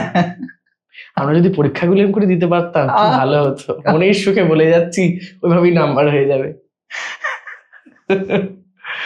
যাক, মহাপ্রভুকে নিয়ে বলতে গেলে তো শেষ হবে না, এইটুকু ছোট সময়ের মধ্যে বাধা যাবে না। কিন্তু সবচেয়ে বড় কথা, জগন্নাথ কে বা জগন্নাথ কি, এই প্রশ্নটা তো আমাদের সবার মধ্যে প্রথম আসে। জগন্নাথকে আমরা সবাই জানি, 1,00,000 শালিগ্রামের উপরে দক্ষিণাকালী যন্ত্রের উপর জগন্নাথ প্রতিষ্ঠিত, উগ্রতারা যন্ত্রের উপর বলদেব প্রতিষ্ঠিত, ভুবনেশ্বরী যন্ত্রের উপর মা সুভদ্রা প্রতিষ্ঠিত। কেউ বলে জগন্নাথ বিমলার ভৈরব, কেউ বলে জগন্নাথ সাক্ষাৎ দক্ষিণা কালিকা, কেউ বলে জগন্নাথ গণপতি। আমাদের সাউথের দক্ষিণাঞ্চলের এক ভক্ত ছিল, দক্ষিণাঞ্চলের সেই ভক্তের নাম ছিল গণপতি ভট্ট। গণপতি ভট্টকে ভগবান জগন্নাথ গণপতি রূপেই দর্শন দিয়েছিলেন। তার কাছে তিনি গণেশ, কারোর কাছে তিনি ভৈরব, কারোর কাছে গণেশ, কারোর কাছে শিব, কারোর কাছে সৌর, কারোর কাছে শক্তি, কারোর কাছে কৃষ্ণ, কারোর কাছে নারায়ণ। কিন্তু মহাপ্রভু না, এই সমস্ত কিছুকে কোথাও যেন সরিয়ে দিলেন। মহাপ্রভু একটা প্রবলতর, একটা সবচেয়ে কঠিন জগন্নাথকে, সবচেয়ে আবৃত জগন্নাথকে, সবচেয়ে রহস্যাবৃত মন্দিরকে সবচেয়ে সহজ করে দিলেন। কিন্তু এই সহজ করাটা কিন্তু সবচেয়ে কঠিন। কারণ জগন্নাথকে তিনি ভাব জগতে প্রবেশ করালেন। জগন্নাথকে তিনি নারায়ণ নয়, শিব নয়, দুর্গা নয়, গণপতি নয়, সূর্য নয়, কাউকে নয়, প্রতিষ্ঠা করালেন শ্রী রাধার প্রাণধন ব্রজেন্দ্র নন্দন রূপে। ব্রজেন্দ্র নন্দন কৃষ্ণ, শ্রী রাধার কৃষ্ণ, শ্রী রাধার শ্রীকৃষ্ণ, রাধার মদন গোপাল, রাধার মদন মোহন, রাধার গোপীনাথ। এই গোপীনাথকে তিনি প্রতিষ্ঠা করলেন যে ওটা গোপীনাথ, ওটা কৃষ্ণ। এবং মহাপ্রভু যখন তার সামনে দাঁড়াচ্ছেন, রাধা ভাব ও সুবলিত দেহ, সেই দেহ নিয়ে যখন দাঁড়াচ্ছেন, আদতে তো মহাপ্রভু 3 বাঞ্ছা পূরণ করার জন্য এলেন। শ্রী রাধার 3 বাঞ্ছা, কইছন রাধা প্রেমা, কইছন মধুরিমা, কইছন তাহার সুখ। শ্রী রাধার প্রেমটা কি, শ্রী রাধার প্রেমের মধুরিমা কি, মাধুর্য কি, আর সেই প্রেমের মাধুরী আস্বাদন করে তার সুখটা কি, এটা আস্বাদন করার জন্য সাক্ষাৎ কৃষ্ণচন্দ্রই গৌর হয়ে এলেন, রাধারানীকে আবরণ দিলেন ভাবের জগতে। এই গোবিন্দ সুন্দর যখন গৌর সুন্দর রূপে জগন্নাথের সামনে দাঁড়ালেন, তখন জগন্নাথ হয়ে গেলেন তার কাছে সেই ব্রজের কৃষ্ণ। ব্রজের কৃষ্ণ দাঁড়িয়ে ব্রজের কৃষ্ণকে দেখছে, কিন্তু ব্রজের কৃষ্ণ তখন ব্রজের কৃষ্ণ নয়। প্রবল বিষয় তত্ত্ব হয়েও তিনি এখন আশ্রয় তত্ত্ব। তিনি সাক্ষাৎ ভগবান হয়েও আজকে তিনি ভক্ত রূপে শ্রী রাধার আবেশ নিয়ে শ্রী রাধা হয়ে দাঁড়িয়ে আছেন জগন্নাথের সামনে। লোকে বলছে, তৎকালীন সমাজ বলছে, শ্লোকে বর্ণিত হচ্ছে, সজিয়াত শ্রীকৃষ্ণ চৈতন্য শ্রী রথাগ্রে ননর্তজ জেনাশ্রী জগতাং চিত্রং জগন্নাথ অপি বিস্মিত। বলছে মহাপ্রভু যখন ভাবের ঘোরে নৃত্য করছেন জগন্নাথের সামনে, জয় জয় দাও, কার জয় দাও, জয় হোক তার জয় হোক, কার জয় হোক, বলছে তাকিয়ে দেখো ভগবান কৃষ্ণ চৈতন্য, সে নৃত্য করছেন, সমগ্র জগৎ দেখছে, আহা হা, এ তো ভাব সুবলিত দেহ, যেন কৃষ্ণ নয়, যেন গৌর নয়, সাক্ষাৎ রাধারানী যেন গোবিন্দের সামনে নৃত্য করছেন। বলছে জগন্নাথের সামনে ভগবান চৈতন্য দেবের ওই নৃত্য দেখে জগৎ তো ভুললো না ভুললো সেটা পরের কথা, বলছে জগন্নাথ অপি বিস্মিত, জগন্নাথ বিস্ময় হয়ে আছে। ভগবান চৈতন্যদেব জগন্নাথকে মানতেন তার মদন মোহন রূপে, তার গোপীনাথ রূপে। জগন্নাথকে মানতেন তার হৃদয়ের প্রাণধন রূপে। 2 হাত তুলে কোথা মোর প্রাণনাথ মুরলী বদন। পান্ডারা আসছেন, জগন্নাথের রথ আস্তে আস্তে খানিকটা ঢেকে দিচ্ছেন জগন্নাথকে, ঢেকে দিচ্ছেন জগন্নাথকে। হা প্রভু কোথা গেলা, অদর্শন হলে কেন, সেই সে পরাণনাথ পাইনি। এই চিৎকার করতে করতে ভাবের ঘরে জগন্নাথকে দেখছেন আর বলছেন, কোথা মোর প্রাণনাথ মুরলী বদন, কোথা মোর প্রাণনাথ ব্রজেন্দ্র নন্দন। এই জগন্নাথকে তিনি মানুষের ঘরে ঘরে প্রতিষ্ঠা করালেন, ভাবের দেবতা করে দিলেন। তিনি ভাবের, তিনি আমাদের গোপীদের নাথ, তিনি গোপীনাথ। ভাবের জগতের মানুষ, মহাভাব স্বরূপিণী রাধারানী নিজে আজকে জগন্নাথকে দেখছেন। আদতে কৃষ্ণ চৈতন্য নিজেই, মহাপ্রভু নিজেই তাকে ডাকছেন, কিন্তু আজকে কৃষ্ণ চৈতন্য নয়। আজকে তিনি নিজেকে প্রতিষ্ঠা করাচ্ছেন একটা দাস রূপে, একটা দাস। পদ্যাবল্যা বলে একটা বই আছে, সেই পদ্যাবল্যা ওই বইয়ের মধ্যে যে শ্লোক আছে, সেই শ্লোক আজকে মহাপ্রভু জগন্নাথের উদ্দেশ্যে গাইছেন। নাহং বিপ্র ন চ নরপতির নাপি বৈশ্য ন শূদ্র, নাহং বর্ণী, এরকম করে গিয়ে যাচ্ছেন যে আমি বৈশ্য নই, আমি ক্ষত্রিয় নই, আমি ব্যবসাদার নই, আমি বর্ণী নই, আমি কিচ্ছু নই, কিন্তু প্রদ্যোন নিখিল পরমানন্দ। তোমার এই রূপটা দেখে এই সমগ্র জগতের আনন্দময় স্বরূপ আমি দেখতে পাই। আর আমি কি তাহলে? আমি হচ্ছি গোপী ভর্তু পদকমলয়োর দাস দাসানুদাস। গোপী ভর্তু, গোপীদের যে স্বামী, গোপীনাথ, আমাদের গোপীজন বল্লভের যে স্বামী, তার দাসের অনুদাস হচ্ছে শ্রীকৃষ্ণ চৈতন্য নিজে, যে নিজেই সমগ্র সবকিছু, যে নিজেই ভগবান। সে আজকে তার সামনে দাঁড়িয়ে সেই জগন্নাথের রূপ দেখে নিজেকেই নিজে বলছে যে আমি তোমার দাসের অনুদাস। এই হচ্ছে জগন্নাথের তত্ত্ব মহাপ্রভুর কাছে। আর এরপরে তো অনেক কথা চলে আসে। মহাপ্রভু জগন্নাথকে যেভাবে আস্বাদন করেছে, আমার মনে হয় এই অভিনব ভাব হওয়া সম্ভব নয়। আমার যতদূর মনে, আমি খানিকটা লিখেও এনেছি ওই শ্লোকটা, যেটা পুরোটা বললে মনে হয় ভালো হয়, তাহলে দর্শকরা ভালো আরো বুঝতে পারেন। নাহং বিপ্র ন চ নরপতির নাপি বৈশ্য না শূদ্র, নাহং বর্ণী ন চ গৃহপতির বনস্থ যতির বা, কিন্তু প্রদ্যোন নিখিল পরমানন্দ পূর্ণামৃতাব্ধে গোপী ভর্তু পদকমলয়োর দাস দাসানুদাস। আমি ব্রাহ্মণ নই, আমি ক্ষত্রিয় নই, বৈশ্য নই, শূদ্র নই, আমি ব্রহ্মচারীও নই, গৃহস্থ নই, বানপ্রস্থ নই, সন্ন্যাসী জ্যোতি তাও নই, কিন্তু পূর্ণরূপে প্রকাশিত এই নিখিল পরমানন্দ পরম স্বরূপ অমৃত সমুদ্র তুল্য। এবং আমি এখানে যে দাঁড়িয়ে আছেন, তার সম্মুখে কে জানো? যিনি সেই গোপী বল্লভ শ্রীকৃষ্ণের চরণের কমলের দাসের অনুদাস। আমার মনে হয় না এইরকম হীনতা, আমিত্ব ছেড়ে দেওয়া কোনোদিনও আর হবে। মহাপ্রভু নিজেকে, আমরা অনেকে অনেক সময় জ্ঞান দিয়ে দিই লোককে, কিন্তু আমরা নিজেদের জীবনে পালন করি না। মহাপ্রভু এমন একজন চরিত্র, যিনি মুখে যা বলেছেন আচরণে তাই করেছেন। ওই লোকেদের মতো মুখে মারিতম জগৎ করে জগতের নাম প্রতিষ্ঠা পাননি। তিনি নিজেকে সত্যি হীন করেছেন। নিজে বলেছেন, তৃণাদ পিছনি চেন তরিব সহিষ্ণু না অমানীন মানদেন কীর্তনীয় সদাহরি। ভগবান শ্রীকৃষ্ণ চৈতন্য নিজে ভগবান হয়েও জগন্নাথকে ভগবান রূপে প্রতিষ্ঠা করে দিলেন, একটা ভাবের দেবতা রূপে। এবং জগন্নাথের রথকে, এই যে প্রথমে বললাম মায়ের কাছে ফিরে আসা, কেউ বলেন এটা সূর্যের রথ, এই সূর্যের আহ্নিক গতি, বার্ষিক গতি বা উত্তরায়ণ দক্ষিণায়নের সাথে তার তুলনা করেন। কিন্তু মহাপ্রভু, জগন্নাথ মহাপ্রভুকে বললেন এটা তার যাত্রা। কার যাত্রা?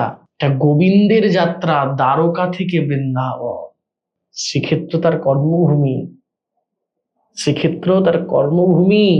সেই দ্বারকা থেকে সে তার জন্মভূমি, যেখানে রাধারানী বসে থাকেন সখীদেরকে নিয়ে, সেই জন্মভূমি বৃন্দাবনে ফিরছেন।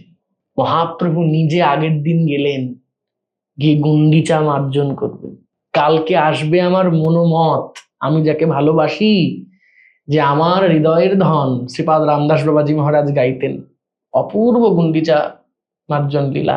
তৎপরবর্তীতে আরো হৃদয়ানন্দ দাস বাবাজি, বীরভদ্র দাস বাবাজি এরা গিয়েছেন। কি অপূর্ব সে লীলা কথা। আসবে ব্রজের মনোমত, আজকে গুন্ডিচা মার্জন, গুন্ডিচাকে সুন্দর করে ধোয়াচ্ছেন। কারণ সেটা গুন্ডিচা নয়, সেটা কর্মভূমি বৃন্দাবনও শুধু নয়, ওই যে গৃহটা যেখানে জগন্নাথ এসে ঢুকবেন, ওটা হচ্ছে শ্রী রাধার নিভৃত নিকুঞ্জ কানন, যেখানে মহাপ্রভু বসে আছেন, মহাপ্রভু সাজিয়ে রাখছেন।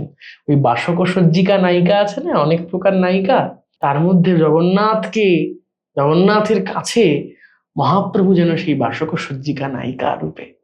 আমরা অনেক সময় মহাপ্রভুর বিভিন্ন রূপ প্রকাশিত হয়, কিন্তু এক্ষেত্রে তাকিয়ে দেখতে হয়, বাহিরে দেখিতে পুরুষ আকার, সকলেই পুরুষ কয়, কিন্তু প্রকৃতির ভাবে বিভাবিত তনু সকলই প্রকৃতিময়।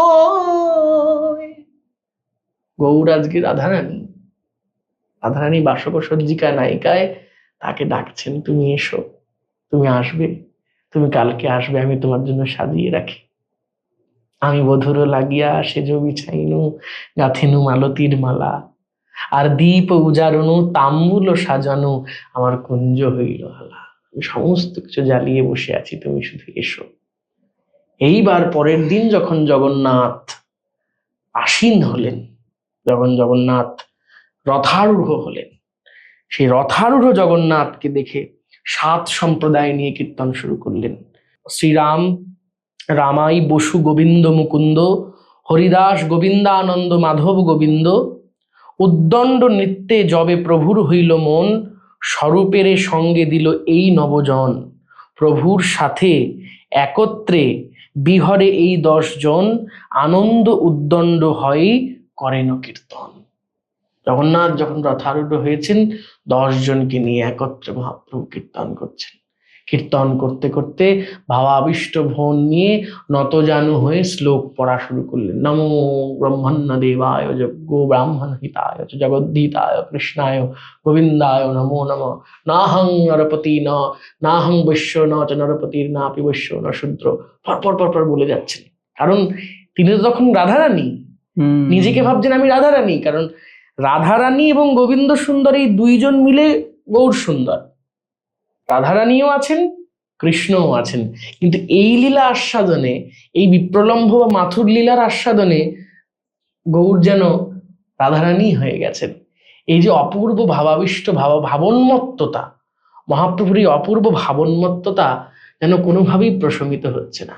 তারপর জগন্নাথকে তিনি এমন ভাবে, ওই যে বললাম না যে জেনাস্যি জগতাং চিত্রং জগন্নাথ হবি বিস্মিত, মনে হচ্ছে মহাপ্রভু বুঝি জগন্নাথের রথটাকে কন্ট্রোল করছেন।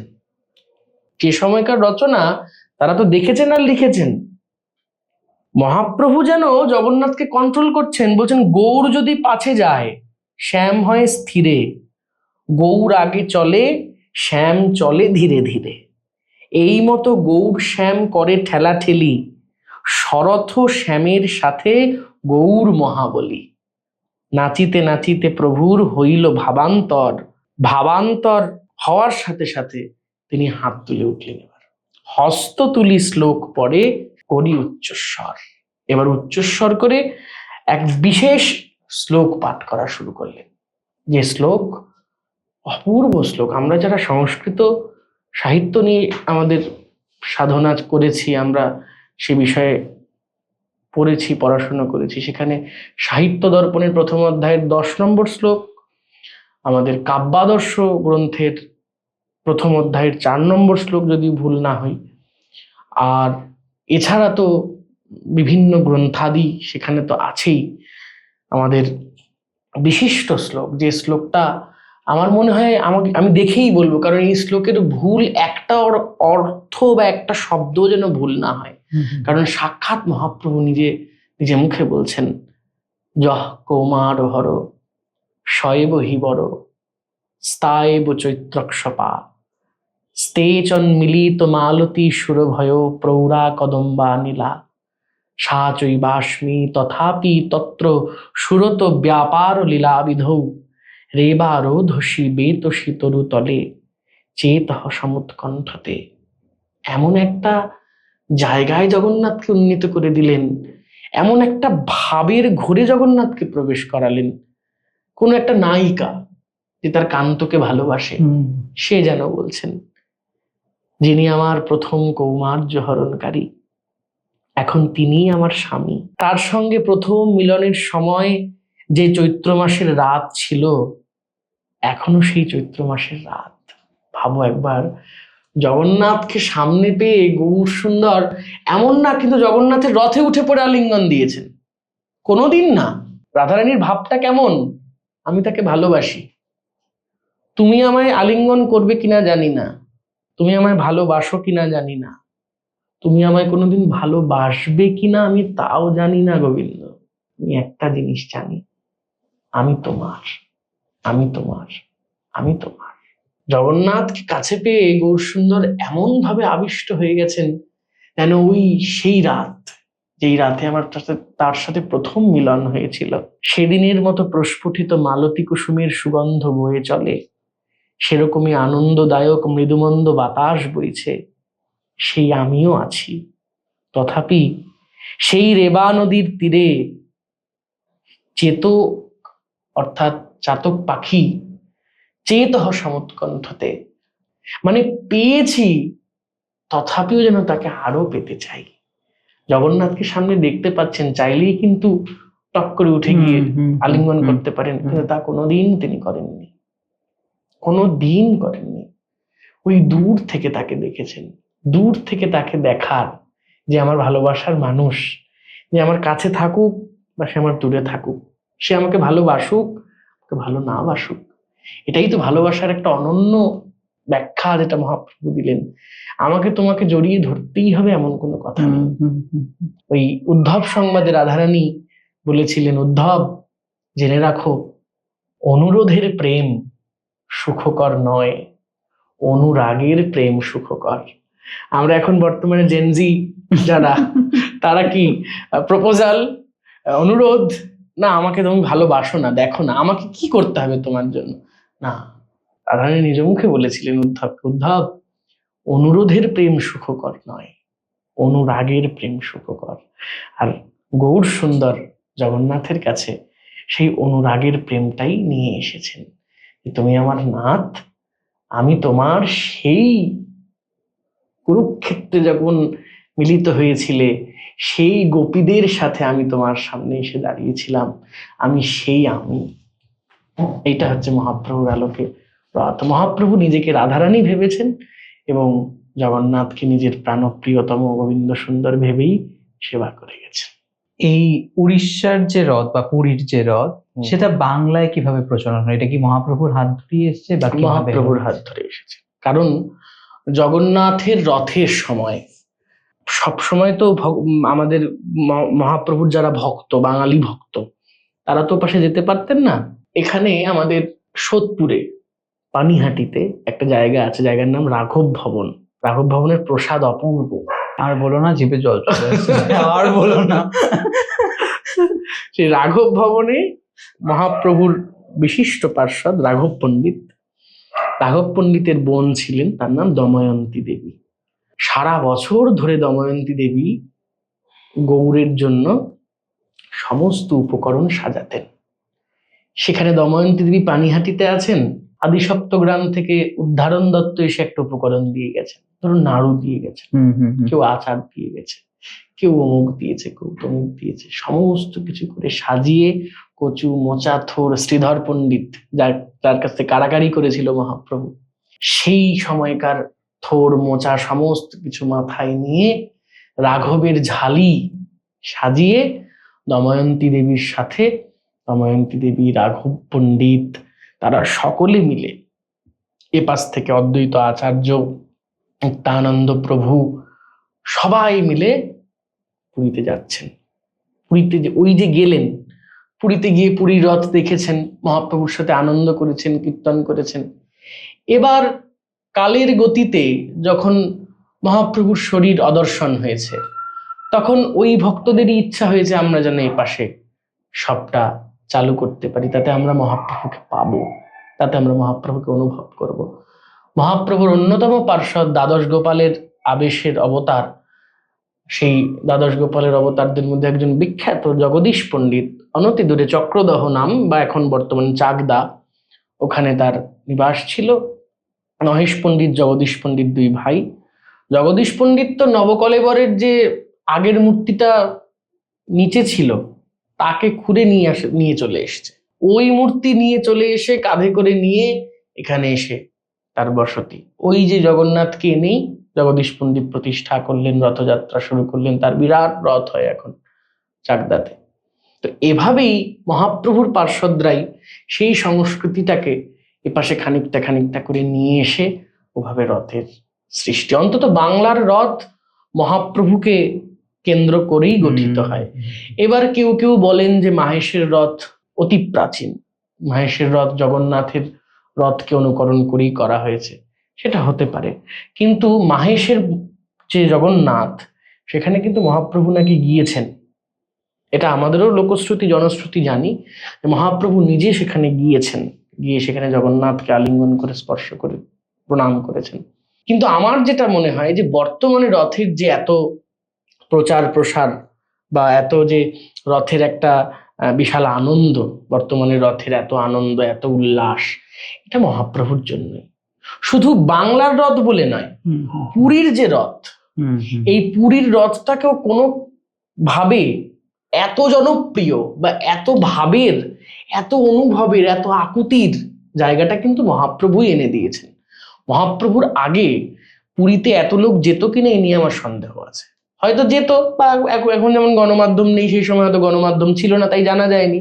কিন্তু এটা খুব সত্যি কথাই যে মহাপ্রভু চেয়েছেন বলেই, মহাপ্রভু ওখানে গিয়ে একটা বিরাট আন্দোলন সংগঠিত করেছিলেন বলেই কিন্তু পুরীর রথ আজকে এত প্রিয় এবং জগন্নাথের কাছে এত মানুষ এতভাবে যাচ্ছে।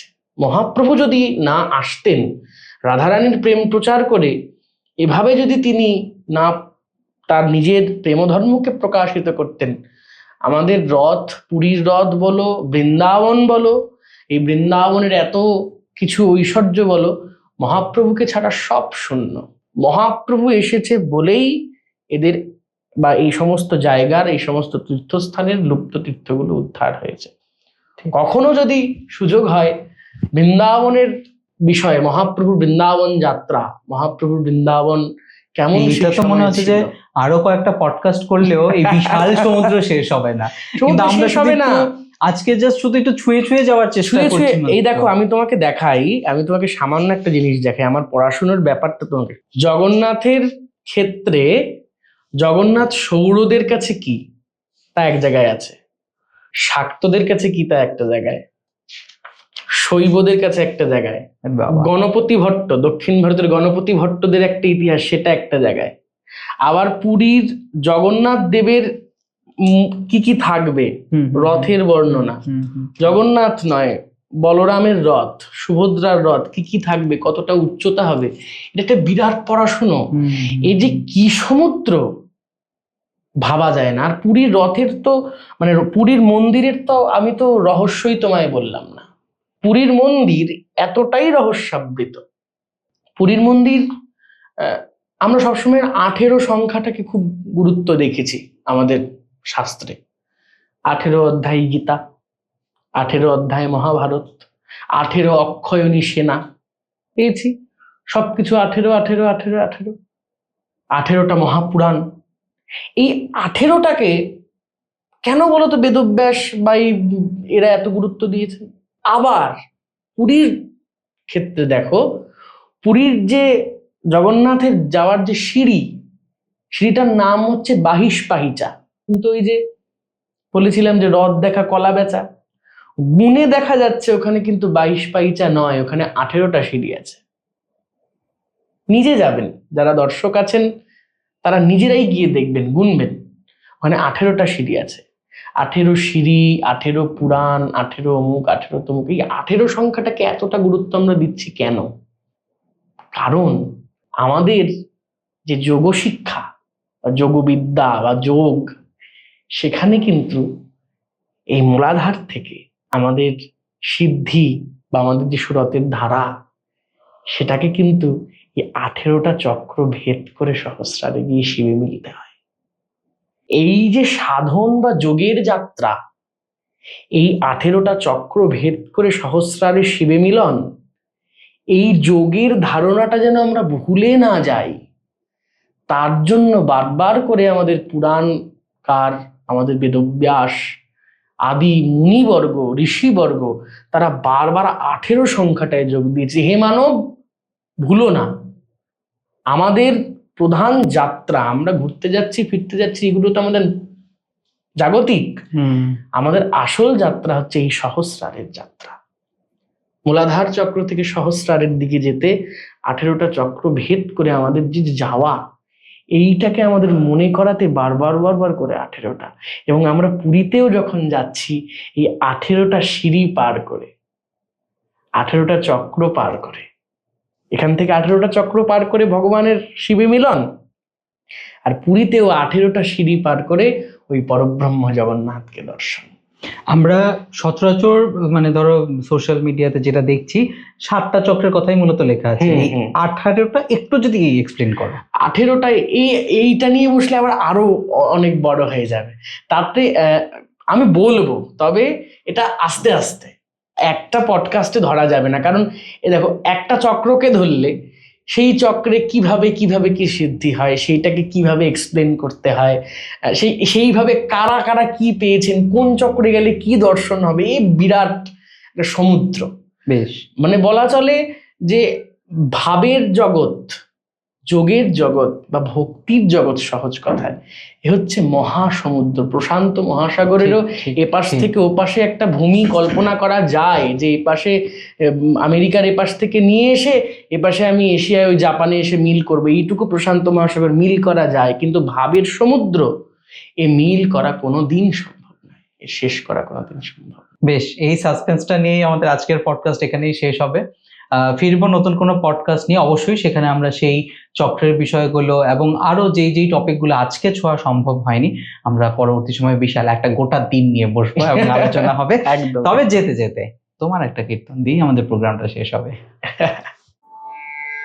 आनंद लीलामय विग्रहाय हेमाभदिव्य छवि सुंदराय तस्मै महाप्रेम रसप्रदाय चैतन्य चंद्राय नमो नमस्ते। যদি গৌর না হইতো কেমনে হইতো, কেমনে ধরিতাম দে। ওগো শ্রীরাধার মহিমা প্রেম রসসীমা, জগতে জানা তোকে, আমার গৌর বিনা কে জানাতো।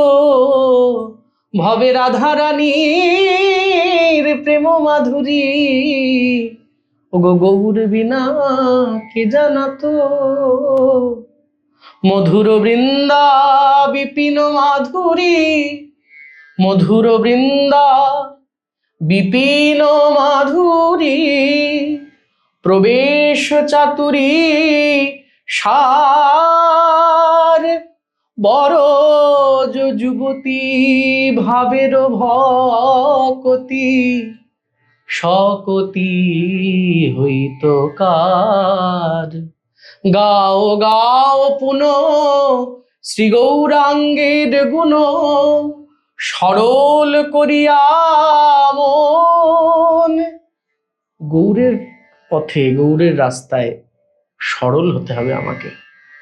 গাও গাও পুন শ্রী গৌরাঙ্গের গুণ, সরল করিয়া মন। এ ভাব সাগরে এমন দয়াল নাহি দেখি একজন। সংসারে আসিলি গোরানা ভজিলি, কেমনে ধরিলি দে। ওগো বাসু ঘোষের হিয়া পাষাণ দিয়া, কেমনে গড়ি আছে, কেমনে গড়ি আছে। এটা একটি গৌরাঙ্গ বিষয়ক পদ। আমার সাধনা বা আমার ব্যক্তিত্ব যেহেতু কীর্তনেরই, তাই গৌরাঙ্গ বিষয়ক পদ বা কীর্তন এটাও একটা সমুদ্র। আমাদের সূচনাটা হয়তো এভাবে হলো জগন্নাথকে দিয়ে, কিন্তু হয়তো পরবর্তী চলার পথটা অনেকগুলো এপিসোডে ভাগ হয়তো জগন্নাথ করে রেখেছেন। সেখানে কীর্তন, বৃন্দাবন, জগন্নাথ, গৌর, নিত্যানন্দ প্রভু সবাই আসবেন। একদম। এবং আমার খুব ভালো লাগছে যে এই এত সুন্দর আয়োজন এবং সেখানে অনুসন্ধিৎসু হয়ে বিশেষ করে আধ্যাত্মিক চেতনার কথা, এটা সব জায়গায় হয় না। এটা আমার খুব আনন্দ। এবং আমি তো জানি না এটা ক্যামেরায় বলা ঠিক কিনা, কিন্তু এখানে ঢোকার পর থেকেই ঠাকুর এবং মা আনন্দময়ী এখানে উপস্থিত, এই দুজনকে দেখার পর থেকে আমি খুবই আনন্দিত, খুবই আনন্দিত। জয় মা, জয় মা। যেতে যেতে একটা ছোট্ট প্রশ্ন, দর্শকের কাছ থেকে এই প্রশ্নটা উঠে আসলো আর কি, যে এই যে তুমি এত সুন্দর ব্যাখ্যা করে বোঝালে, বিশ্বাস করুন আমি হয়তো এই চেয়ারটায় বসার যোগ্য নেই। আমার সামনে যারা যারা আসছেন না, তাদের সঙ্গে যত কথা বলছি মনে হচ্ছে নিজের কিছুই জানি না, জানার জন্যই তাদেরকে ডেকে নিয়ে আসা। আজকের সময়ে জেনজি এত কেন আধ্যাত্মিকতার মধ্যে হঠাৎ করে আবার ডুবে যাচ্ছে, কি মনে হয়? দেখো, জেনজি এটা একটা আখ্যাটা স্বাভাবিক দেওয়া, এটা যুগোপযোগী আখ্যা। কিন্তু ভাব এবং প্রেম যার মধ্যে নিহিত আছে, সে আর যাই করুক না কেন তার যোগযুক্তি কিন্তু একটা জায়গায় থাকবেই। যেমন গীতায় ভগবান অর্জুনকে বারবার বলেছে, অর্জুন যোগযুক্ত হও, কর্ম করো কিন্তু যোগযুক্ত হও। এবং জেনজি হয়েও আমার যে এই একটা চেতনার দিকে, আধ্যাত্মিক দিকে আসা, আমি বলবো আমায় কোনো কষ্ট করতে হয়নি। কারণ কি, আমার মা বাবা এবং আমার গুরুদেব ছিলেন। আমার ছোটবেলা থেকেই আমার বাড়িতে আমি একটা ভক্তির আলোক দেখেছি, একটা জগৎ দেখেছি। সকাল সন্ধ্যে প্রার্থনা হতো, সবাই ঠাকুর অনুকূলচন্দ্রের আশ্রিত, সবাই আমরা প্রার্থনা করতাম। একটা একটা অন্য পরিবেশ, আমরা ভোরবেলা উঠতাম, এটা আমাদের করতে হয়েছে, এটা আমাদের অভ্যস্ত ছিলাম। কিন্তু তারপরে এই ঠাকুরের সমস্ত বাণী থেকে নিজের জীবনটা গড়ে তোলার পরে যখন এটা গোটা জগতে একটা নেমে পড়লাম, যেখানে অসহিষ্ণুতাটাই একটা ধর্ম, যেখানে ধৈর্য নেই, ট্রেনে বাসে যাচ্ছি ধৈর্য নেই, বসার জায়গা নেই অধৈর্য, খাওয়া নেই অধৈর্য, সমস্ত কিছুর মধ্যে অধৈর্য। কিন্তু কোথাও গিয়ে আমার ঠাকুরের একটা কথা আমার মনে ছিল, কথা কবি গুড়ের মতো লেপ্টে রবে গায়ে, চাহনি তোমার মিষ্টি করো কথা, চলন তোমার মিষ্টি করে ঘুচাও সবার ব্যথা। এইটা আমার প্রথম সম্বিত। দ্বিতীয় সম্বিত আমার শ্রী গুরুদেব, বৈষ্ণব সাধনার, গৌরীয় বৈষ্ণব সাধনের শ্রী গুরুদেব, আমার অশেষ ভাগ্যের ফলে তার আশ্রয় পাওয়া প্রভুপাদ কিশোর কৃষ্ণ গোস্বামী, বলদেব বাড়ির। তিনি একটা কথা বলেছিলেন, তিনি এত বিধি এত কিছুর মধ্যে তিনি ঢোকেন না। আমার গুরুদেব আমায় বলেছিলেন, মহাপ্রভুর গণ সেই হতে পারে যে পরোপকারী হয়। আমি জেনজি, আমি এই জগতের মানুষ, কিন্তু আমি যদি পরোপকারী হই, আমি মহাপ্রভুর আদর্শের মানুষ। আমি যদি মানুষের পাশে দাঁড়াই, কারণ চৈতন্য চরিতামৃতে মহাপ্রভু নিজেই বলছেন, ভারত ভূমিতে হইল মনুষ্য জন্ম যার, জন্ম সার্থক করি করো পর উপকার। মহাপ্রভুর একটাই ইচ্ছা ছিল, আমরা মানুষেরা যেন মানুষের পাশে দাঁড়াই, প্রেমটা যেন থাকে।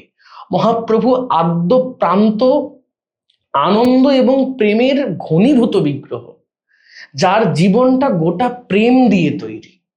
এমন একটা মানুষের কাছে আমরা বাঙালিরা থাকতে পারছি, আশ্রয় পেয়েছি, এটা আমাদের বহু জন্মের সৌভাগ্য। ওই সৌভাগ্যের ফলেই আমরা এতভাবে ঋণী মহাপ্রভুর কাছে, কৃতজ্ঞ। তাই আমার জেনজি, আমি জানি না শব্দটা বা আমার ব্যাখ্যাটা কতটা মানুষের কাছে অ্যাপ্রোপ্রিয়েট হবে, কিন্তু আমি মনে করি মানুষ যদি শিকড়ের কাছে থাকে, সবচেয়ে বড় কথা হচ্ছে শিকড়, এবং এই শিকড়টা কিন্তু একটা মানুষকে যেমন আমাকে বা তোমাকে, এই শিকড়টা চেনাবে কিন্তু বাবা মা। আমি এই মাধ্যমে এই এত সুন্দর আয়োজনের মাধ্যমে প্রতিটা বাবা মার কাছে প্রার্থনা করব যে ছেলে মেয়েদের, আপনারা যে ধর্মের হন তাতে কোনো ক্ষতি নেই, যে মতের হন, যে সম্প্রদায়ের হন, কোনো ক্ষতি নেই, কিন্তু প্রবল যুক্তি এবং যান্ত্রিক জগতের মধ্যে ছেলে মেয়েদের একটু আধ্যাত্মিক করুন। আধ্যাত্মিক চেতনা যদি কারোর মধ্যে থাকে তবেই সে মানুষ হতে পারে। আধ্যাত্মিক চেতনা যদি কোনো মানুষের মধ্যে না থাকে, সে কোনোদিনও ভদ্রও হতে পারে না, ভক্ত তো দূর। আধ্যাত্মিক সহিষ্ণুতা বা আধ্যাত্মিকতা যার মধ্যে থাকবে, সে সহিষ্ণু হবে, নর্ম হবে, নম্র হবে। আর মা শারদা সবসময় একটা কথা বলতেন, যে যত নত সে তত উন্নত। আবার দেখা হবে তোমার সাথে, মোহন। একদম। থ্যাংক ইউ সো মাচ আমাদেরকে এতটা সময় দেওয়ার আমিও জন্য। খুব অপেক্ষায় রইলাম, আবার কিছু বলবো। অবশ্যই। নমস্কার। নমস্কার। দর্শক বন্ধুদের কাছ থেকে এই মুহূর্তে বিদায় নিচ্ছি। সবাই ভালো থাকবেন, সুস্থ থাকবেন। দেখা হচ্ছে নতুন পর্বে নতুন কোনো অতিথির সঙ্গে। আর আজকের পডকাস্টের কোন বিষয়টি আপনাদের ভালো লাগলো অবশ্যই কমেন্ট সেকশনে লিখে জানাবেন। তার পাশাপাশি মনে যদি কোনো প্রশ্ন থাকে তাহলে সেটাও অবশ্যই লিখে জানাবেন। আমরা চেষ্টা করব পরের পর্বে তার উত্তর নিয়ে আসার জন্য। সবাই ভালো থাকবেন, সুস্থ থাকবেন। নমস্কার।